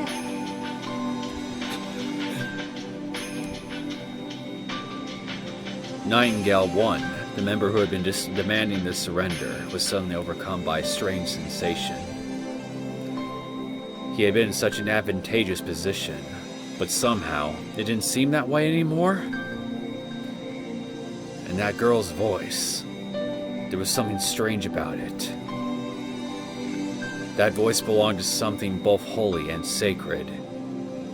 He instinctively sensed it. Humans can only negotiate with other humans. It's impossible to negotiate with a being greater than all humans. 待て、隊長に相談する。そのままで待て。ウグイスワンより大鳥ワン。He had been very threatening until just a minute previous, but he had grown completely perplexed. Everyone was stunned by Rika and Hanyu's mysterious auras. 必ずすぐ助け出すからね。Reina muttered as she tried to hold back her tears. 貴様らの条件を飲もう。この場は見逃す。ウルでリカは上がれ。高野三佐がお前に用があると言っている。では行ってきますですよ。ニパー。